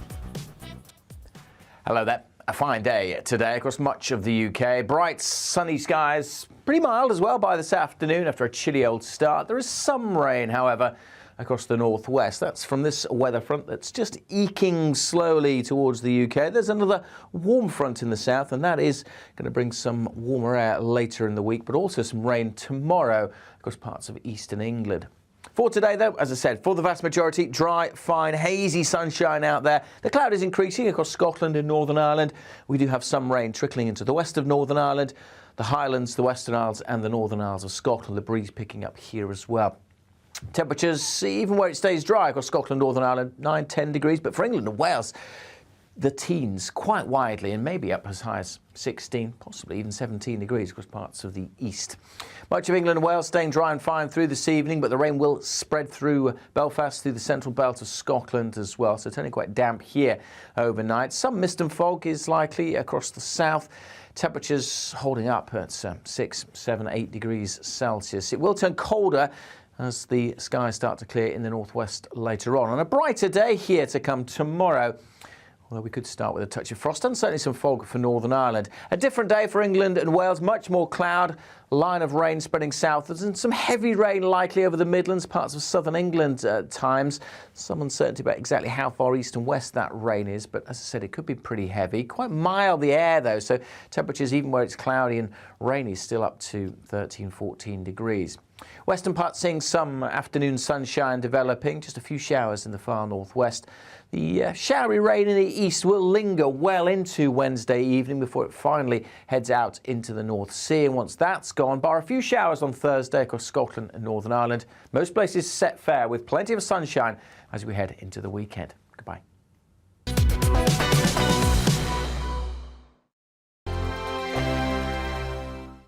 GB News is the UK's home of discussion and debate from all perspectives. To stay up to date on the latest stories, make sure that you subscribe to the GB News channel right here on YouTube. You can watch us live 24/7 across the whole world. You can also check out exclusive content and catch up on previous episodes of your favourite shows. Every day, we ask the questions that you'd ask, so why not add your voice to the conversation in the comments section? Don't forget to subscribe. We are GB News, Britain's news channel.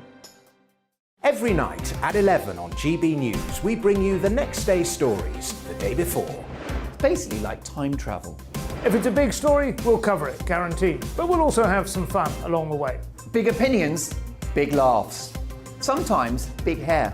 This is Headliners, the paper review show that won't send you to sleep like the others will.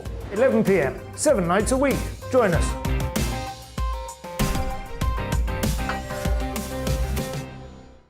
Hello there, I'm Eamon Holmes. And I'm Isabel Webster. And we hope you can join us for Breakfast with Eamon and Isabel. You make me laugh out loud, belly laugh. Is that important first thing in the morning? Yeah, absolutely. And there's me trying to be deadly serious. News is a serious business. Yeah, I have to rein you in sometimes. Well, it doesn't stop us laughing at it. It doesn't stop us having an opinion on what's going on. Yeah. And it certainly will not stop us reflecting what you think. Weekdays from 6 to 9:30 on GB News. I'm Dan Wootton. Join me Monday to Thursday from 9 to 11 for the feistiest and most fun news debate on TV, where free speech reigns. I'll bring you a sharp take on the day's biggest stories, bombshell newsmaker interviews, and A-list guests. And I guarantee you, no spin, no bias, no censorship, and no reason to go to bed. That's Dan Wootton Tonight, Monday to Thursdays from 9 on GB News. My name's Tom Harwood, and every weekday we bring you The Briefing live from 9:30 a.m. The stories, analysis and live debate that you need to hear. Quite right, Tom, of course. Was this something that has been considered at all? Difficult to answer. Gas-guzzling helicopters circling. Noise is being made here. Joe Biden walking out. Thank you very much for joining us. Don't miss it. The Briefing with me, Tom Harwood, Monday to Friday, 9:30 a.m. on GB News. Join me, Gloria De Piero, Monday to Thursday at noon for The Briefing. We go to the parts of Parliament that you won't see elsewhere. Plus, there's exclusive interviews with MPs from all parties. But quite often, they paper over the real truth. Why does a working class lad like you join the Tories? That's a good question. Don't miss it. Monday to Thursdays at noon on GB News.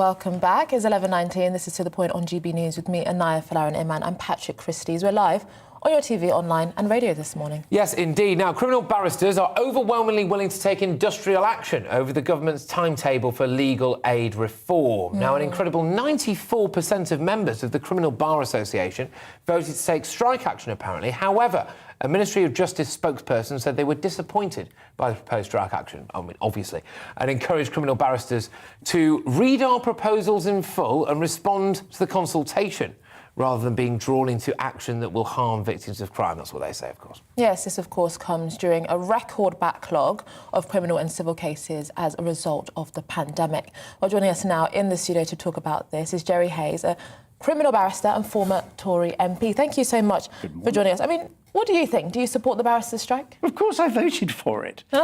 We haven't had a pay increase for 25... Yeah, but you're wadded already, Jerry. What? What? You're well paid already. No, we're not. You're not. If you want to be, you're a young man, but would you like to be highly qualified, working 13, 14 hours a day, working all the weekends for about 50 grand with 30% off? No. Fair enough. No. I stand corrected. That is why barristers are hemorrhaging. They're leaving the system. There's only 2,400 criminal barristers who are actually left in the system. They're going, they're leaving. There are not enough judges, there are not enough barristers, there are not enough courts. And this has been underfunding from successive governments, from Labour to Tory, over the years. And we've just had enough. We really have had enough. What about the backlog? You know, there is a huge backlog because of COVID. Stop. It's not because of COVID. Ultimately, it's not a great time. No, I must correct you on that. He's on form today. No, because the backlog was because of government underfunding, and it was 35,000 Crown Court cases. Now it's 60,000 because of COVID. We have to cancel trials because there's not enough barristers. What would you like to see done? It's surely not just solely about. Well, you've seen the news today, obviously, haven't you? You haven't. What? Well, it depends what you're talking about. Sack the producer. Sorry, mate. You can't just go, have you seen the news today? That's a very big question. The government has announced £135 million for legal aid, which is, a step in the right direction. Because they've just been taking a mick out of us for years, and the system has collapsed. Rape trials, a lot of stuff about rape trials. True, Do you know, people? I've got a rape case. The allegation, the incident happened maybe a year ago. The first slot we've got is 2023. That's bad at the end of 2023. That's bad for the defendant, and it's bad for the person. No, it is. It was shocking, really. So are people still getting arrested and charged? It's just the wait to go to court, or is there a shortcoming there as well? There was a shortcoming a few years ago because of underfunding, and that is released under investigation. Right. In other words, you'd be arrested, you'd be interviewed, but nothing would happen for a year. Right. And in fact, the number of cases going to court fell by 36%, which is very serious. So the question is there going to be a strike on the 11th of April? And as you both suggested, we're going to have to look at the detail very carefully. Because I do not trust Dominic Raab. I do not trust the Ministry of Justice. They are a nest of vipers. They have been having a go at us for year after year after year. So presumably you'll be voting for Keir Starmer. He's a former head of the CPS. Well, you former Tory MP voting for a Labour man. Why would I vote for Keir Starmer? Well, he's Mind you, I would vote for Boris Johnson. He's one of you, isn't he, Jerry? No, he's not Boris.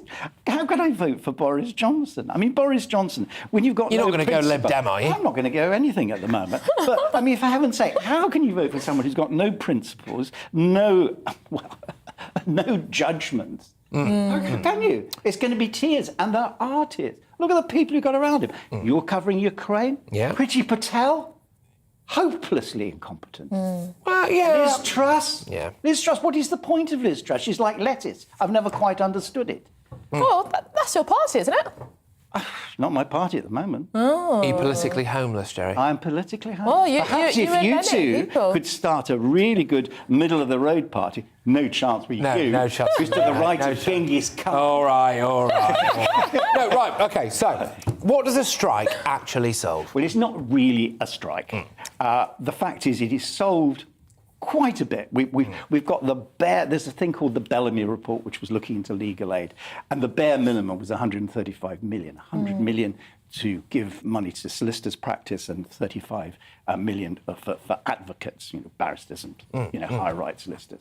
So let's just see. Let's look at the detail. All it means is not that we will not go to court, but because we're under such pressure of work, so you've got a case and you can't do it, so you do it. It's called a return. Then it comes to me because I'm the only one available. We just say no. We do our own cases, but we stop the returns. And stopping returns just makes the whole system collapse. But does it matter? Because the system's collapsed anyway. It's appalling. Yeah, I mean, criminal barristers are obviously not necessarily the most well paid. No. But they went into that with their eyes open, Jerry. You know, it's not a secret to them how much money they'd be on. Now they're whinging about it.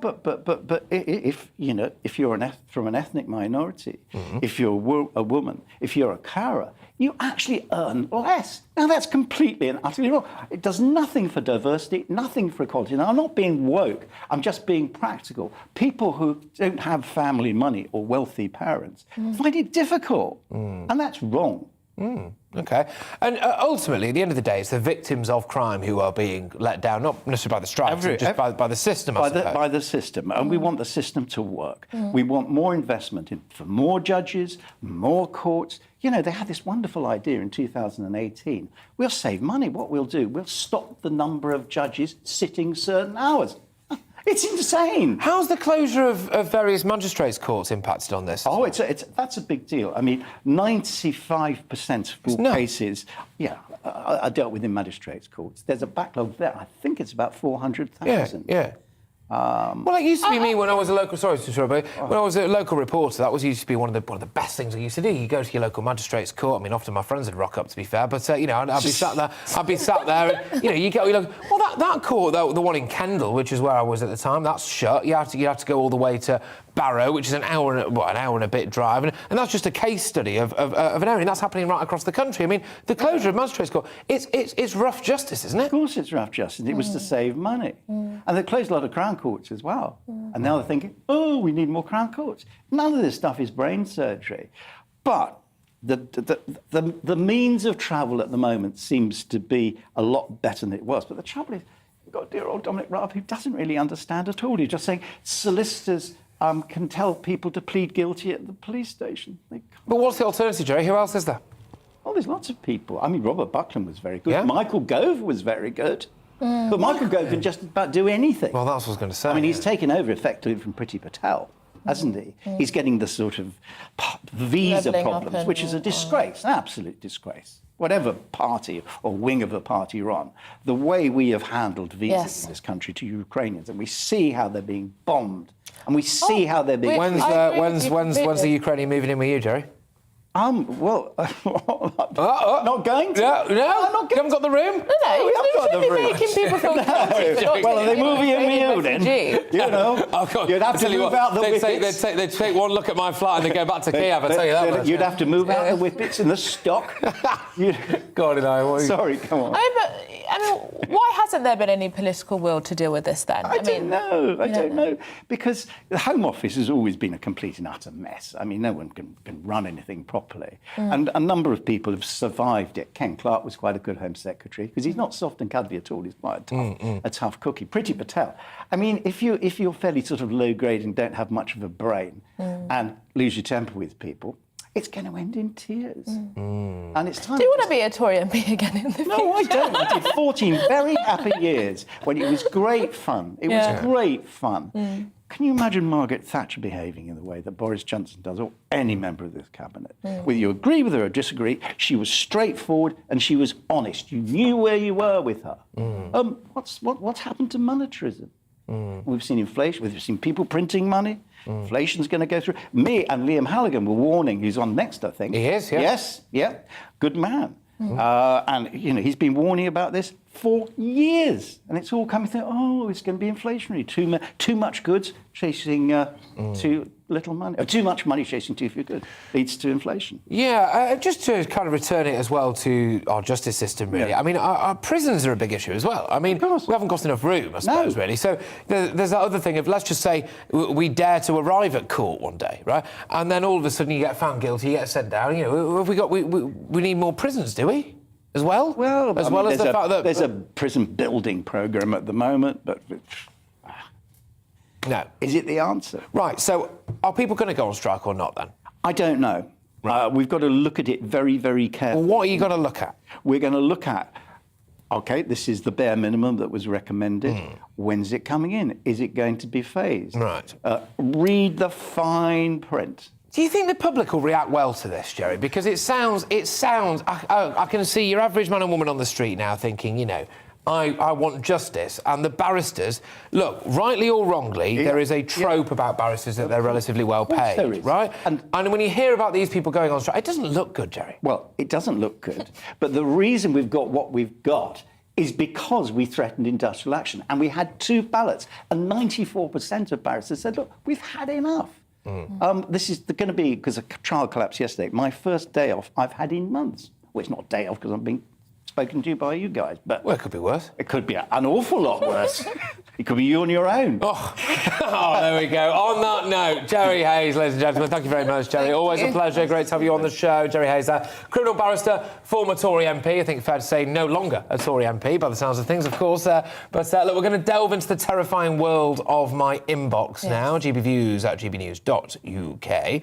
And let's see what you've all been saying. So, lots of you getting in touch about salt, apparently. That actually kicked off earlier. So, we did a report. Will Hollis, our very own reporter there, did a report about apparently we're all eating too much salt. People saying, just leave me alone and let me eat what I want to eat. And that's from Brian in Doncaster. So thank you very much, Brian. Also, Philip has decided that he's come up with a recipe. He said salt on pineapple is delicious. And Helen has said, if judges gave criminals tougher sentences, then we wouldn't need as many judges and barristers. Oh, for God's sake. He's still here. Back and still read the Daily Mail. You know, you sad creep. Whoa! Whoa!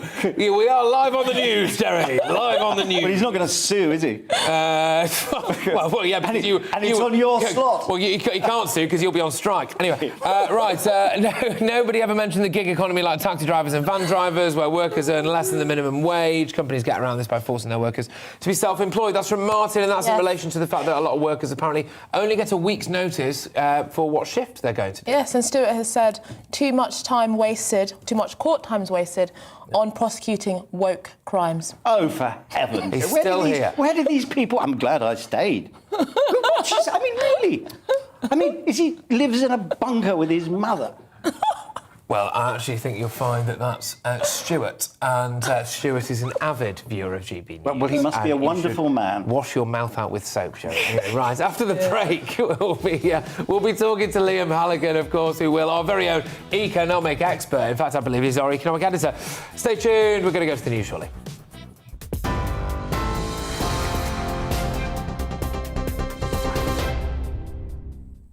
It's 11:33. I'm Rosie Wright, here to keep you up to date on GB News. Now, Ukraine's president is urging European countries to protect their own security by helping Ukraine defend itself. At a meeting of Nordic and Baltic leaders in London, Volodymyr Zelensky welcomed Western sanctions but warned they aren't enough to end Russia's aggression and asked them to send more weapons. Boris Johnson called the situation in Ukraine desperate and promised to try to do more. The mayor of Ukraine's capital says there will be a 35-hour curfew in Kyiv from this evening, lasting then until Thursday morning. Vitaly Klitschko's announcement follows large explosions overnight, leaving 2 people dead and residential buildings heavily damaged. Peace negotiations between Moscow and Kyiv do resume today after being paused yesterday. The Prime Ministers of Poland, the Czech Republic and Slovenia are on their way to meet President Zelensky in Ukraine's capital. The leaders will present an aid package. The Czech Prime Minister said the visit will show the unequivocal support of the entire European Union for the sovereignty and independence of Ukraine. The UN has urged authorities to ensure the journalist who interrupted a live news broadcast on a Russian state television channel is not punished. Channel 1 editor Marina Osyanikova ran onto the set of the network's live nightly news show last night with a sign reading, "Don't believe propaganda, they're lying to you." The Kremlin described her actions as hooliganism. In some other news, the British-Iranian aid worker Nazanin Zahawi-Ratcliffe has had her British passport returned to her. Well, that's according to the Labour MP Tulip Siddiq, who said that Nazanin is still at her family home in Tehran and that there is a British negotiation team with her. Ms Zahawi-Ratcliffe has been detained since her arrest in 2016. Detectives investigating the murder of the journalist Lyra McKee have arrested 5 men aged between 20 and 54. They were arrested in Londonderry this morning under the Terrorism Act. Ms McKee was murdered in April 2019. You're now up to date on GB News. We're on your TV, online and radio. Shortly, we'll be back to the point.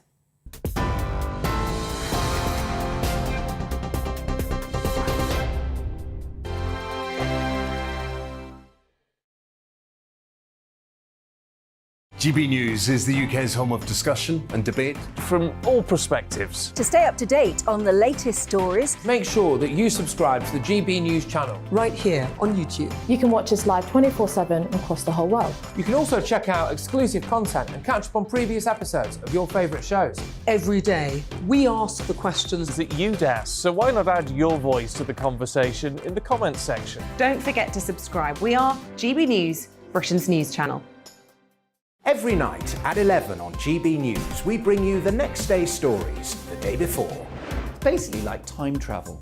If it's a big story, we'll cover it, guaranteed. But we'll also have some fun along the way. Big opinions, big laughs.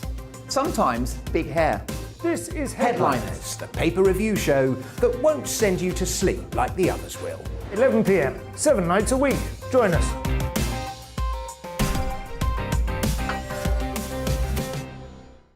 Hello there, I'm Eamon Holmes. And I'm Isabel Webster.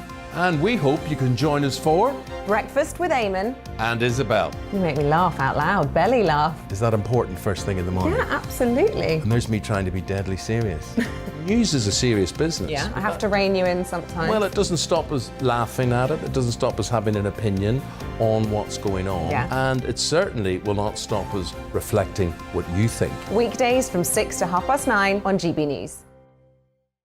I'm Dan Wootton. Join me Monday to Thursday from 9 to 11 for the feistiest and most fun news debate on TV, where free speech reigns. I'll bring you a sharp take on the day's biggest stories, bombshell newsmaker interviews, and A-list guests. And I guarantee you, no spin, no bias, no censorship, and no reason to go to bed. That's Dan Wootton tonight, Monday to Thursdays from 9 on GB News.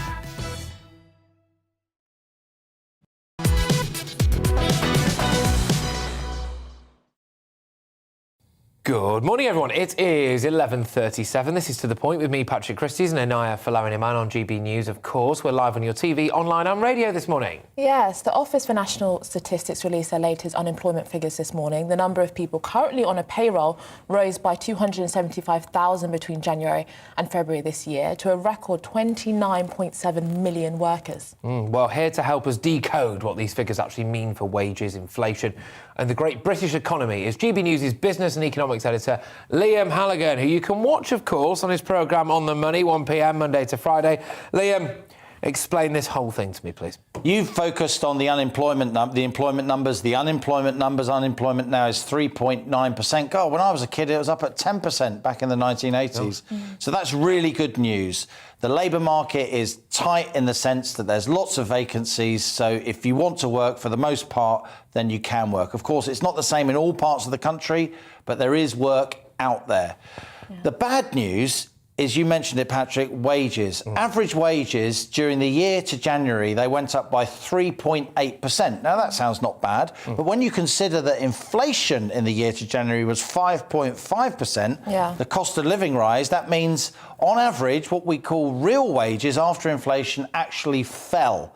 It's the biggest fall in real wages since 2014, and in my view, It's going to cause protests. It's going to cause industrial action, particularly in the public sector. It's going to cause the government a proper headache. Wow. Also, Liam, do we have any information on what kinds of jobs there are? I remember after the 2008 economic crash, we were talking about this earlier, that we were told, you know, that there's a jobs boom, but oftentimes there were zero-hour contracts, kind of precarious, low-paid employment. Are we seeing quality jobs in this? We're seeing a bit of both, Anaya. There's definitely a shortage of tech workers, you know, people who code, people who work in sort of fintech, cutting-edge stuff. There's definitely a shortage, famously, of HGV drivers, not least because DVLA, the licensing authority, they're still being very, very slow about processing even renewals of licences. And we read about that a lot, don't we, in terms of supply chain problems in the aftermath of the COVID pandemic. I'm always conscious here on GB News, in all my broadcasting and my writing, as I know you two are, it's not an even picture across the UK. We are the most regionally unequal country in the developed world. And so while there's plenty of work in London and the South East, there's a lot of work in the North West. There's quite a lot of work in parts of the North East as well. There are parts of the country where there isn't that much work. So for people hearing us sitting in London saying there's lots of work, unemployment's really low, if they're chucking things at the TV or the radio, I understand why. Yeah, completely, absolutely. I mean, you've led the way, really, I think it's fair to say, on the cost of living crisis, etc. And this is going to compound it, isn't it, really? And so, you know, you mentioned there about protests. You mentioned there about, I suppose, civil unrest, I suppose. Do you think this is actually a real possibility? Because from where I'm sitting now, if people just can't pay stuff and they've got kids, you're choosing between paying your bill or feeding your kids. Well, there's only one choice, isn't there, really? Well, look, GB News has led the way. We've been talking about the cost of living crisis since last autumn, pretty much since we launched last summer. It was one in the early editions of On the Money. The first one we did back in September was why there's going to be a cost of living squeeze. We've got this ongoing Beat the Squeeze campaign, not just on my show. I know you guys cover it all the time, and that's fabulous. So GB News is trying to highlight these cost of living issues. I don't think the political and media class broadly understands the extent of these cost of living issues.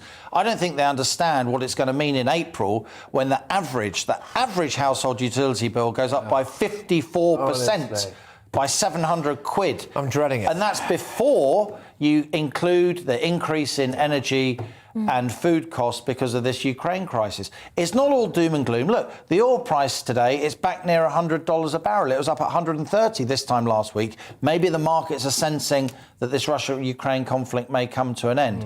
But yeah, when I was a lad in the 70s and 80s, there was lots of industrial action. There was lots of strikes. I'll be talking about that on my show at 1 o'clock. But there's less unionisation now, OK? Trade unions aren't as powerful as they were. Just a quarter of workers are in a trade union compared to a half back in the late 70s. But in the public sector, nurses, doctors, teachers, firefighters, trade unions are still very strong, and they're not going to take this fall in real wages lying down. Right, cheeky plug, what's on your show? It's mainly about this exact issue. We'll be going into it in more detail. Well, it's great to highlight it here.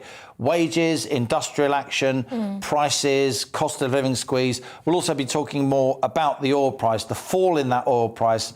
Will it be, at least for now? Nothing's permanent in economics. It all goes up and down all the time. But I'm personally quite relieved to see oil coming off those highs. But hey, guess what? Are we going to see falling prices for petrol and diesel? Probably not. No. Well, now all that remains, Liam, is for you and I to do what we always do at this point. You're on the money! Good lad, there he is. All right, make sure you tune in at 1 p.m. for Liam Halligan. You do not want to miss it.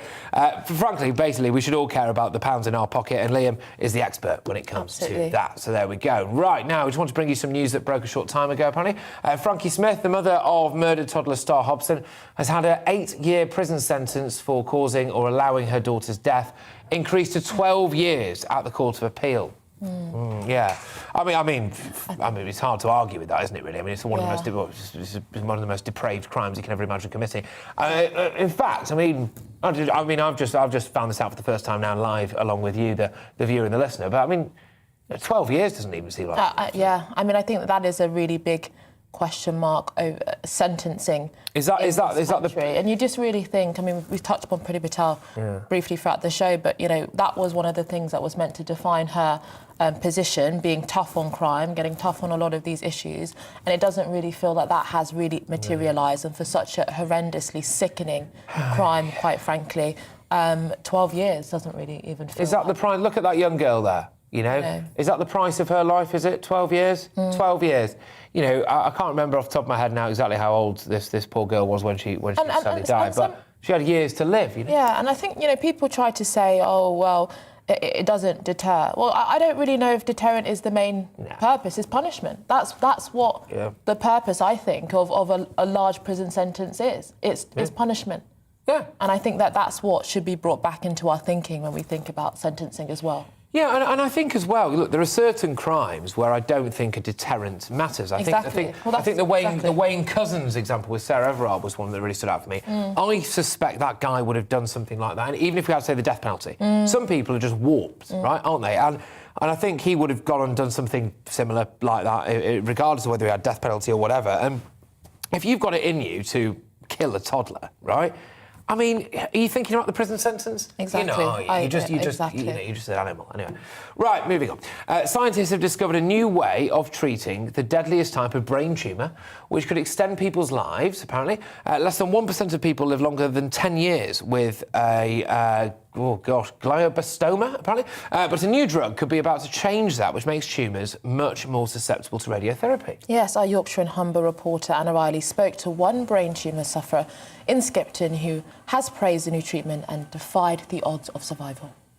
Emma Crabtree didn't think she'd make it to her 40th birthday after she was diagnosed with a terminal glioblastoma brain tumour and told by doctors that she had just 12 to 18 months to live. But 12 years on, and after initial radiotherapy and chemotherapy, 50-year-old Emma is defying the odds and believes she's one of the longest surviving patients in the UK. There's no cure for the disease, so she can never be classed as in remission, but annual scans show there are no changes in her condition. My prognosis was 12 to 18 months to live, which was a little bit of a shock. It's affected my left foot, but I'm fine. I just can't feel it as much as I can my right foot. And it's my short-term memory, really. So people that know me know that I'm forgetful. I might go to make them a cup of tea and then I don't come back with it. but that's, to me, that's just part of my character now. Recently, scientists have discovered a new way of treating deadly glioblastoma brain tumours, which could extend the lives of patients. A clinical trial is now underway after researchers exposed glioblastoma tumours to a drug called ADI-PEG20, which makes tumours more susceptible to radiotherapy. For glioblastoma, the standard of care still is surgery, followed by radiotherapy and chemotherapy. And actually that treatment protocol has not changed in 2 decades. So obviously finding a new therapy for glioblastoma patients is a critical clinical unmet need. And so with these results showing that we can combine a drug with radiotherapy to get improved efficacy and being able to kill those glioblastoma cells is very, very promising and very hopeful for patients. Less than 1% of patients live longer than 10 years with glioblastoma, but Emma's hopeful that the new drug could be about to change that. Hearing that there's been this new breakthrough, I mean, it must give hope. And that's why it's so important to get more funding towards this research. And let's carry it on forward. And hopefully, in the next 5-10 years, this percentage, like I'm in 1% of people that survive as long as me, well, let's get this percentage up. To do her bit to raise money for brain tumour research, Emma's written, illustrated and published a children's book called The Adventures of Big Boy and Friends, and she's already sold over 300 copies. Anna Riley, GB News, Skipton. Yeah, thank you very much for that, Anna. Now, anyone who's wanting to buy Emma's book can do so through her website, which is emmacrabtree.uk. So there we go. And now let's take you through some of the headlines that you may have missed today. Firstly, still feeling hungry after smashing a pack of Doritos? Well, scroll up a little bit. Well, it turns out Doritos have eliminated, on average, 5... What? What's happening? 5 crisps per packet. I mean, I'm shocked by this as well, but at least I can read. Oh, no, it turns out that Doritos have eliminated, on average, 5 crisps per pack in order to account for inflation. It's a Doritos. Cutting half an ounce from a bag while leaving its price unchanged apparently saves crisp makers around 21 cents per bag, is according to Time magazine. So for 200 million bags of crisps, the total amount saved would be upwards of $50 million. God, do you not think everything's getting smaller, though? Like, I can remember the day, like Kit Kats, they seem to be getting smaller. Everything. Dairy milk bars, they're getting smaller. I remember the good old days. You used to go and stuff your face, and now you've got to buy 4 of them. Maybe it's just me, I don't know. Right, well, a French restaurant chain specialising in the Canadian delicacy poutine. Yes. Has to clarify and distance itself from the Russian president after receiving threatening calls from the public. Well, the Maison de la Poutine, which has locations in Paris and Toulouse, says the mix-up appears to stem from the fact the translation for the Russian president's last name, Putin, is French. In French, is poutine. There we go. Is poutine? Is it essentially chips with gravy and cheese? Is that what it is? Yeah. I've never tried it. I have. It's lovely. So you're into gourmet French food? I wouldn't necessarily call that gourmet. But the thing is, though, the French have in a way, colonised that, because that is just a northern delicacy, right? I never forget, I went to Southend, right, and wanted fish and chips. And I said, can I get some gravy? And she looked at me like I'd just punched her in the face, this poor girl. We've got curry sauce. Love a bit of gravy. It's not what I asked for, is it? Apparently gravy on chips is just a northern thing. My local kebab house, Jammin, has got a 0 out of 5 food hygiene rating. In KFC, you can get gravy with it. Yeah, classic, exactly. Yeah. KFC, famously northern, and and that they did a thing called sexy chips, which was chips with cheese and gravy, which is poutine. Anyway, we move on. Uber US has started charging customers a new fuel fee amid record high gasoline prices. So the temporary surcharge will be around 50 cents for each Uber trip, and around 40 cents for each Uber Eats order. So it will come into effect in the US on Wednesday, apparently. And all the money will go directly to drivers. The surcharge will be in effect for at least 60 days, after which Uber said it will assess the situation.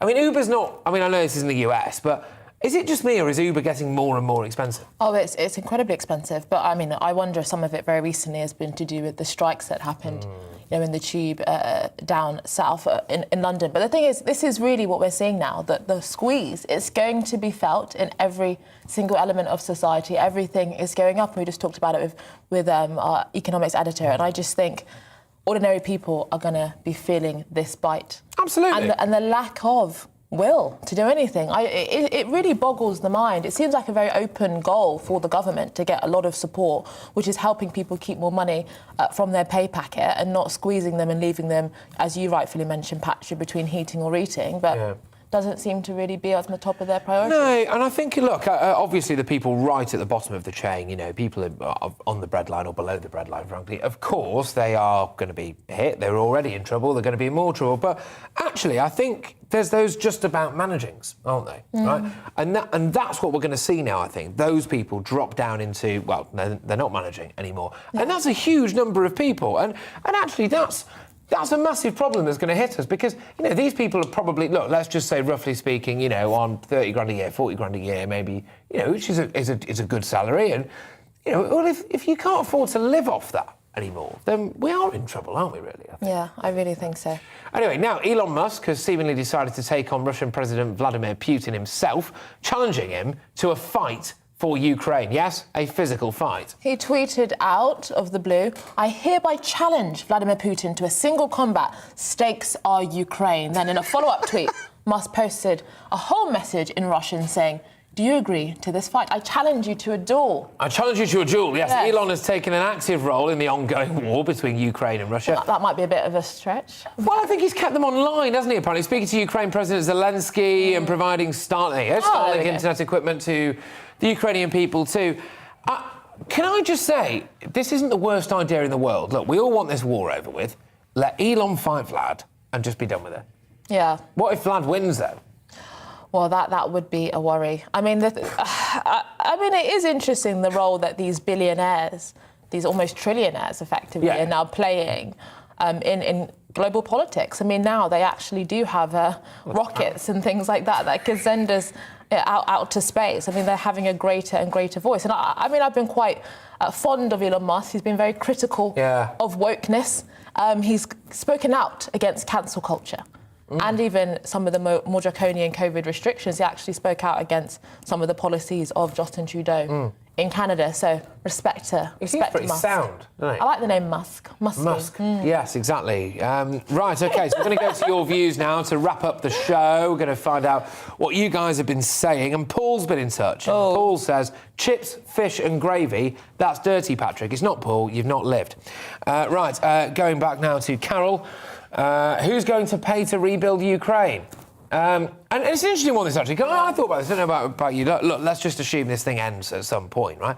You know, I mean, if Putin essentially just bombs the living heck out of Ukraine, someone is going to have to rebuild that, aren't they? You know, it's a massive infrastructure project. Well, you know, I just don't know if our position is sustainable in the long term. This one that we're not going to provide boots on the ground or a no-fly zone. I know this is a very controversial position, but when it comes to Ukraine, you know, we're effectively saying, you know, go and fight and you're so brave. Meanwhile, not giving them the necessary tools they need to actually win this fight. And I think everything's changed now. I don't think we're going back to the previous world order. I think that the balance of power has shifted and the West needs to really figure out what role they want to play in that. I agree. And on that very, very deep thinking issue, it's time for us to go now. That's it from us here at To The Point. Thank you very much, everyone who's been watching, who's been listening on radio and watching online. Don't go away, though, because up next is the briefing with the wonderful Gloria De Piero, so don't miss that. We will be back tomorrow, won't we? Absolutely. Fingers crossed. Yes, absolutely. Right. Thank you very much, everybody. Stay tuned. We'll be back tomorrow. Take care.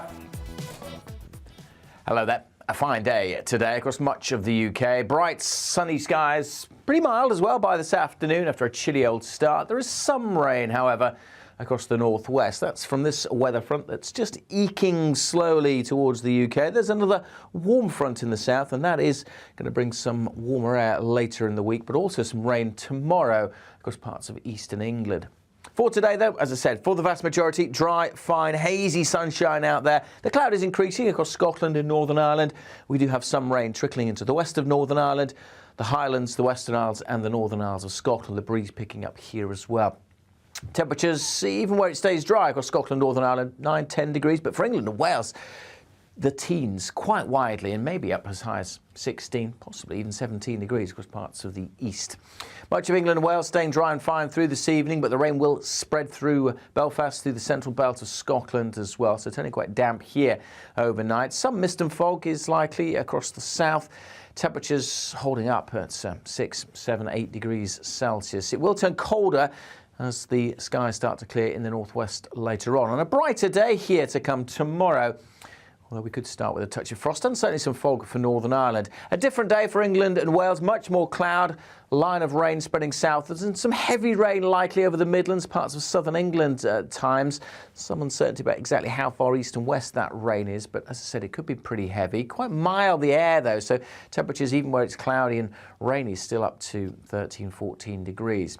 Western parts seeing some afternoon sunshine developing, just a few showers in the far northwest. The showery rain in the east will linger well into Wednesday evening before it finally heads out into the North Sea. And once that's gone, bar a few showers on Thursday across Scotland and Northern Ireland. Most places set fair with plenty of sunshine